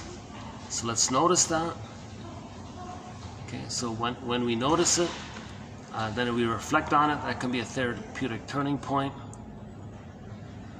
One way to describe or conceptualize or personify this active agent that makes us afraid is maybe that there's a psychotic pocket in our unconscious called some kind of organizing transference or misorganizing transference or unstructured transference or a transference psychosis, whatever we call it. Sometimes it's somatose psychic memories that have never been represented in the psyche. That's the ghost, right? So just be conscious of this kind of thing.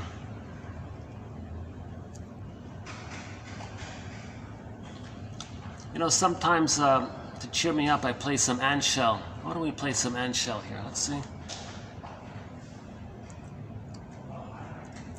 So we got Hayfield, that's a good song.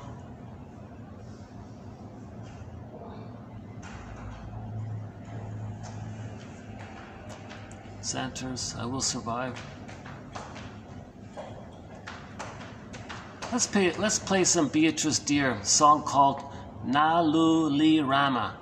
Beatrice Deer, one of our musical voices, Beatrice Deer.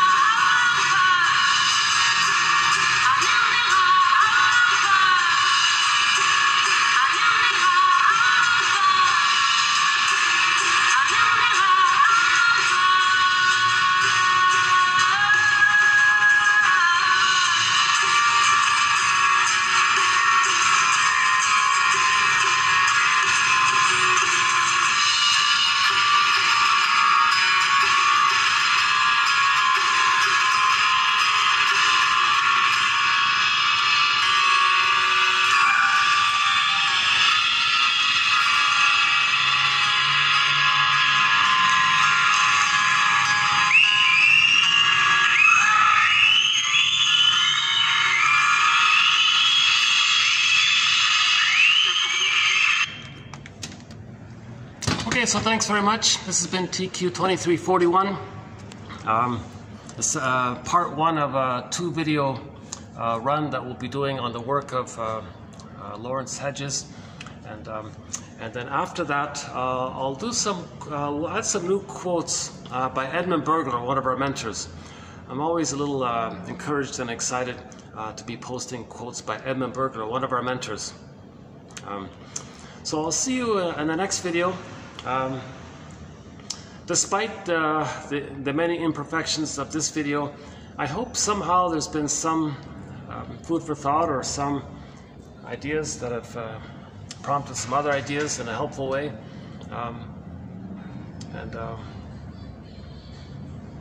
We've posted many excellent, we've posted so many excellent quotes here. Maybe once in a while there might be like a little dip in the effectiveness of the quotes. I think these quotes are helpful.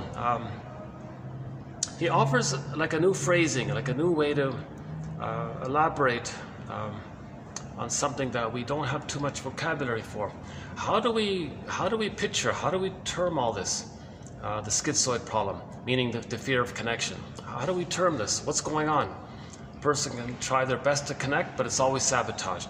Well, the psychotic pocket came up and sabotaged it. Okay, so that's the deep memory that the baby didn't feel safe with the mother, and then something in the present triggers the past. The fear comes up, we're not aware of it, then we sabotage it as a defense against not feeling the feelings that we couldn't feel. But as an adult, we can start to metabolize and feel what we tried to feel but couldn't feel. That's called mindfulness, meditation, self-compassion, sort of a dialogue with ourselves. So one exercise is the Greenberg quote. You have trouble living in the present, so you're dwelling in the past because you never really lived it. Never really lived it. So he couldn't formulate it, couldn't perceive it, couldn't represent it. That's the so-called psychotic pocket, he says there. So just to be aware of that is very helpful. So I'll see you in the next video. It'll be we'll see how it goes.